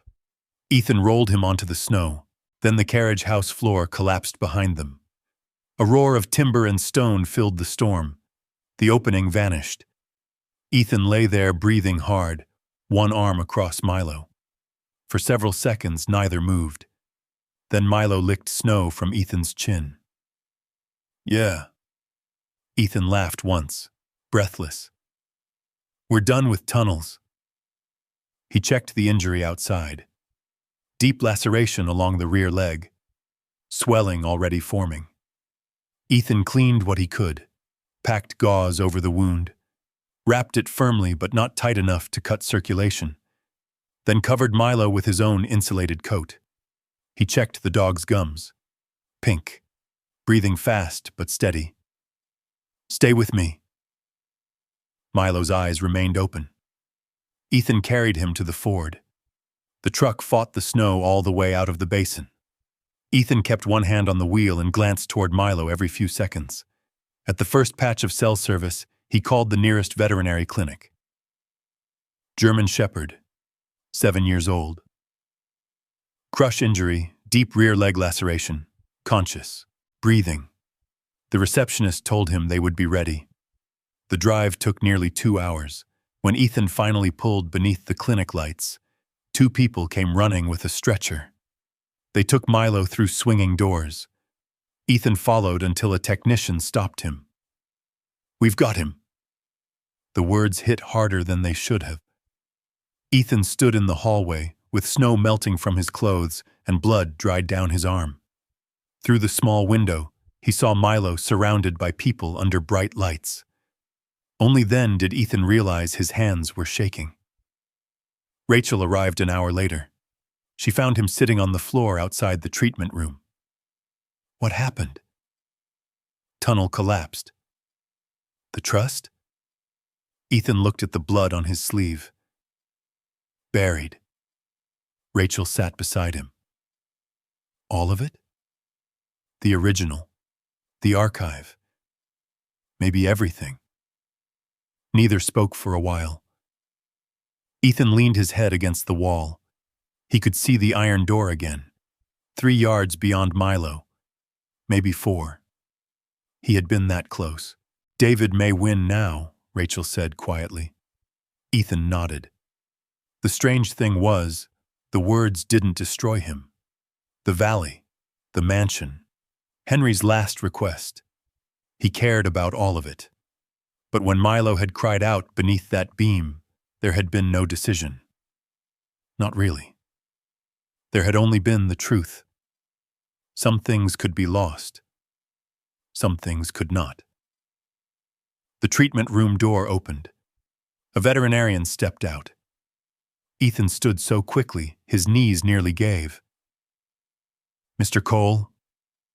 How is he? The veterinarian removed her mask.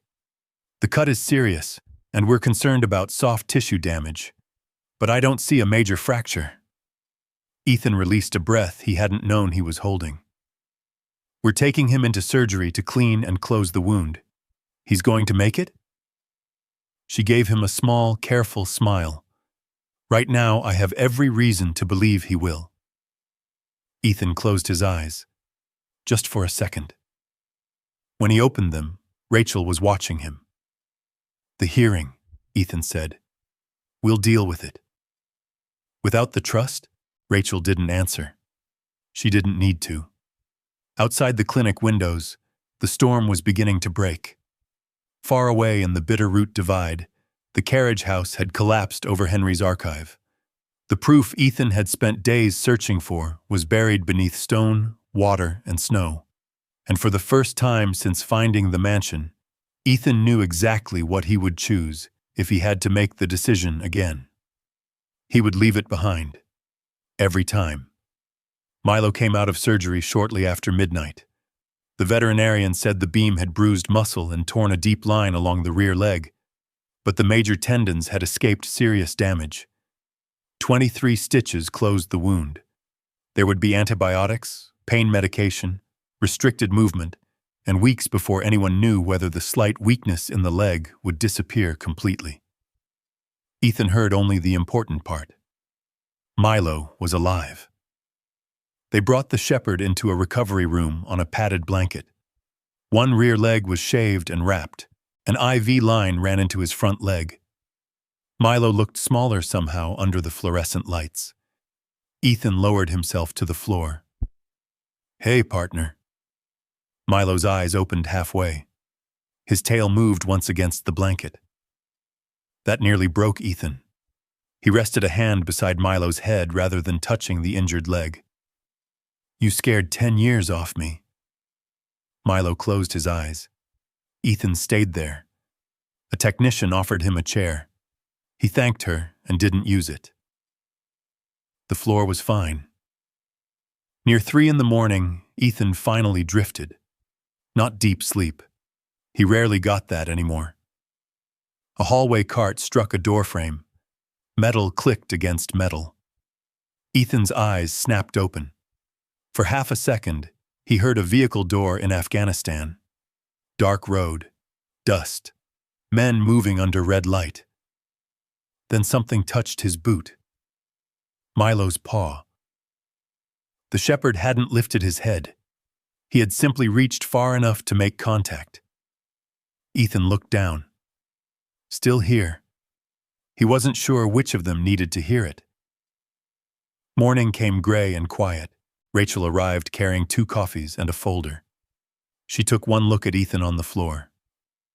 Did you sleep? Define sleep. She handed him coffee. The hearing was moved. Ethan looked up. When? This afternoon. He stared at her. David's attorneys filed after the storm.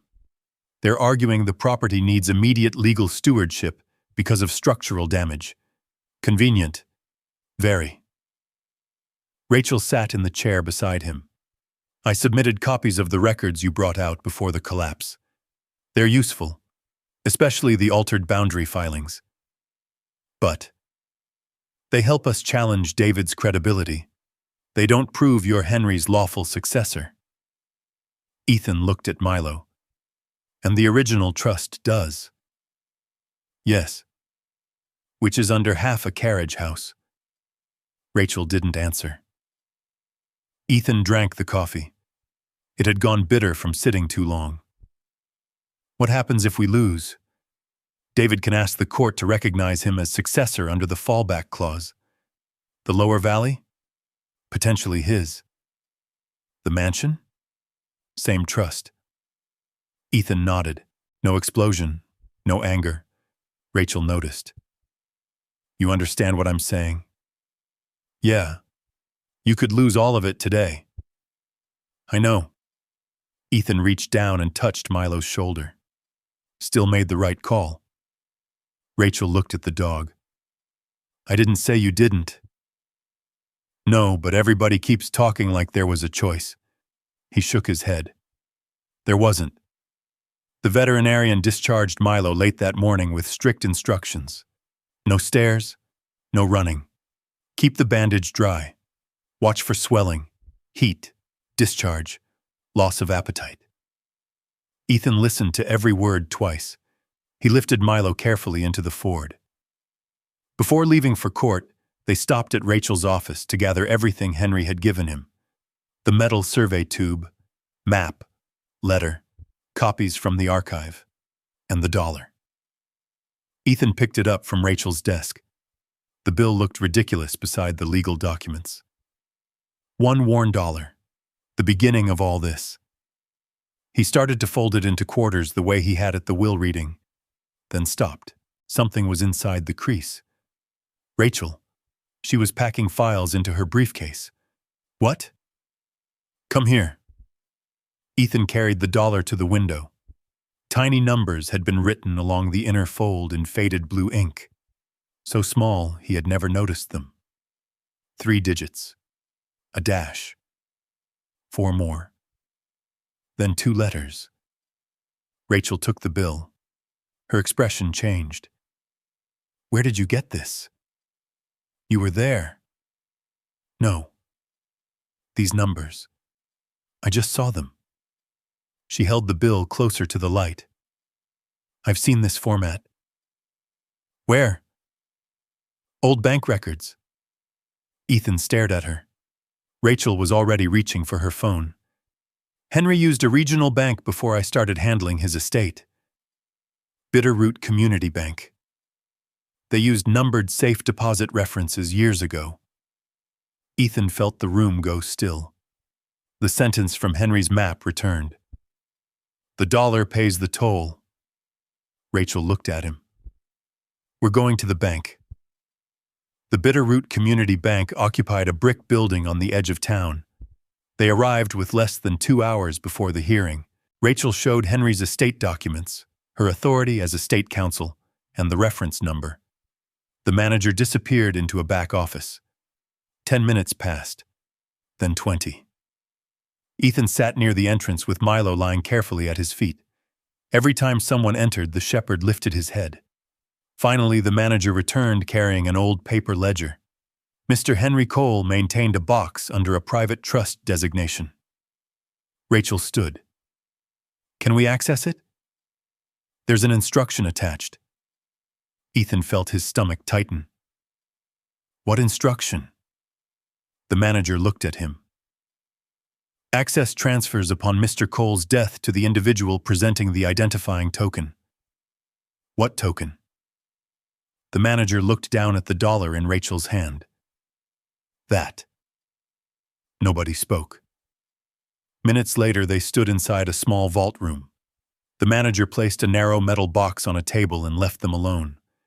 Ethan stared at it. No treasure. No stacks of money. Just a box. Rachel nodded. Ethan opened the lid. Inside lay 3 sealed folders. The first contained the original stewardship trust. Signed. Notarized. Henry Cole's name. Then another. Ethan Cole. Successor steward. Ethan sat down. Rachel read quickly. This is it. You're sure? This is exactly what we've been looking for. The second folder contained Henry's notarized statement explaining his choice of Ethan and confirming that the $1 bequest had been intentional and separate from the stewardship succession. The third was thicker. Copies of correspondence, parcel descriptions, shell company records. Several carried David's signature. Rachel's face hardened as she read. This doesn't just protect you. What does it do? It gives the county a reason to look very closely at how David tried to alter those boundary filings. Ethan looked at the dollar. Henry had hidden the mansion, hidden the valley, hidden the archive beneath the carriage house. Yet the one document that mattered most had never been there. Henry had placed it in town, dry, safe, behind the one object everyone was guaranteed to dismiss. Ethan almost laughed. Old man? Rachel looked up. What? He knew what? That David would look for something valuable. Ethan held up the worn bill. So Henry hid the key inside something nobody valued. Rachel checked the time. We have 43 minutes. They moved. Milo could not climb the courthouse steps comfortably, so Ethan lifted him. The shepherd weighed heavily against his chest. The bandaged rear leg hung carefully to one side. People looked. Ethan didn't care. At the top, Rachel opened the door. Warm courthouse air met them. Down the hallway, David stood beside his attorneys. Perfect coat, perfect posture. A leather case full of arguments prepared for a homeless veteran who had lost the only proof that mattered beneath a collapsed building. David saw Ethan, then Milo. His eyes dropped briefly to the bandage. A faint expression crossed his face. Confidence. He thought he understood what had happened. The storm had won for him. Ethan set Milo gently on the floor. David approached. I heard about the carriage house. Ethan said nothing. Unfortunate. Still nothing. David glanced at Rachel's briefcase. Last chance, my offer is withdrawn, obviously, but we could still make this easier. Ethan reached into his pocket. He took out the dollar. David's mouth curved. That's all Henry actually left you, remember? Ethan looked at the faded numbers hidden inside the crease, then at the man who had laughed when he first received it. No, Ethan said quietly. For the first time, I think I know exactly what he left me. Rachel opened the courtroom door. Inside waited the hearing that was supposed to take everything away. Ethan picked up Milo again and carried him across the threshold. Under Rachel's arm, inside one plain folder, was the original trust David had spent years trying to find. And in Ethan's hand was the dollar that had been pointing to it from the very beginning. The hearing room was smaller than Ethan expected. No polished marble, no grand courtroom, just wood-paneled walls, a county seal behind the hearing officer, and tall windows filled with the pale light of a Montana winter. Ethan chose a chair with the wall behind him. He did it without thinking. Milo settled beside his boots, injured leg extended awkwardly across the floor. Every few seconds, the shepherd's ears moved toward a cough, a chair scraping, footsteps in the hallway. David sat across the aisle with 2 attorneys. He looked rested, prepared, certain. One of his lawyers began by describing Ethan as a man with no established residence, no demonstrated history of managing protected land, and no complete trust instrument proving Henry had chosen him. David kept his eyes on Ethan. Then Rachel stood. "I believe the last point has been resolved." She placed the folder on the table. David's expression barely changed, but Ethan saw his right hand stop moving. Rachel removed the original document. The Henry Cole Stewardship Trust. Original signatures. Original notarization. Continuous succession language naming Ethan Cole as successor steward. Silence. David leaned toward his attorney. The attorney began reading. His face tightened. Rachel added Henry's notarized statement. Then the correspondence. Then copies of the altered boundary descriptions and records linking David's development interests to companies that had attempted to acquire access around the lower valley. David finally stood. "This is absurd. Those records were taken from private property under disputed ownership. They were recovered from Henry Cole's property," Rachel said. "Property he had no right to occupy." Rachel touched the trust. "He did." David looked at Ethan. For the first time since the will reading, the polished smile was gone. "You don't even know what you're holding." Ethan said nothing. "You think living in a truck qualifies you to manage thousands of acres? Still nothing. You'll lose it in 5 years. Probably 2. Ethan reached into his coat. He unfolded the dollar. The same creased bill David had laughed at. He placed it beside Henry's trust. "You were right," Ethan said. David stared at him. It didn't look like much. That was all. Ethan sat down. The ruling took less than an hour. Henry's trust was recognized as valid. Ethan's succession was confirmed. The lower valley remained protected under its existing conservation restrictions, while the disputed filings were referred for further review. There was no dramatic arrest, no shouting, no handcuffs, just papers changing hands, attorneys speaking quietly, a county official stamping documents, the ordinary machinery of law turning one careful notch at a time. David packed his briefcase. At the door, he stopped beside Ethan. "This won't make you Henry." Ethan looked down at Milo. "No. Won't make you rich, either. That property eats money." "Probably." David waited, as if expecting something more. Ethan gave him nothing. Finally, David left. The door closed. Milo lifted his head. Ethan let out a breath he felt he'd been holding since the day Rachel's certified letter found him sleeping in his truck. Rachel sat beside him. "It's yours." Ethan looked toward the snowy windows. "No." Rachel frowned. He rubbed Milo behind one ear. "I'm responsible for it." A small smile appeared on Rachel's face. "Henry chose better than I thought." Ethan picked up the dollar. "Don't tell him that." 3 months later, scaffolding covered the mansion's western wing. Blue tarps protected part of the roof. 2 upstairs rooms remained unsafe. The carriage house was still a collapsed skeleton beneath the snow, fenced off until engineers could stabilize what remained. Nothing had magically become easy. The trust produced modest income from lawful grazing leases, conservation agreements, and managed forestry outside the protected watershed. Enough to preserve the land if Ethan watched every dollar. So he did. He repaired what he could himself.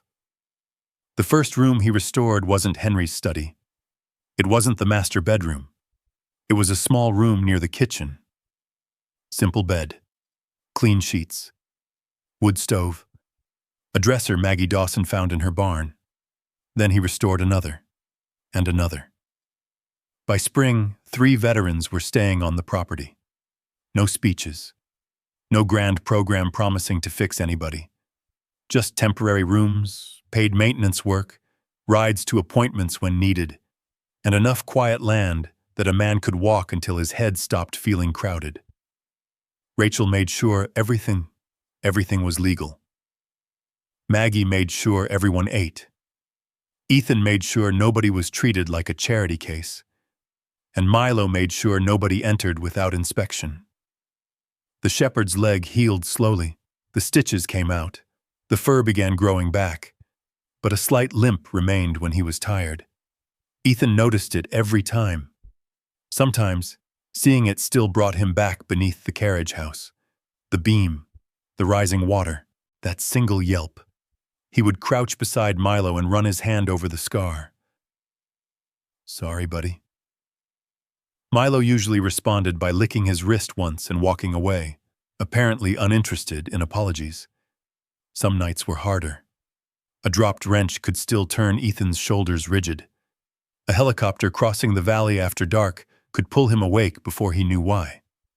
Once, during a spring storm, lightning flashed through the bedroom window, and Ethan came up beside the bed with his heart hammering, searching for equipment that hadn't been there since Afghanistan. Milo limped across the floor, pressed against him. Ethan rested both hands on the dog's shoulders. "Clear," he whispered. Not to Milo, to himself. All clear. By summer, the lower valley was green. Snowmelt ran cold through the creek. Elk moved along the timber edge at dusk. The mansion windows stood open for the first time in years. Near the front entrance hung a simple wooden frame. Inside it was $1. Rachel had suggested putting Henry's letter beside it. Ethan refused. The letter was private. The $1 was enough.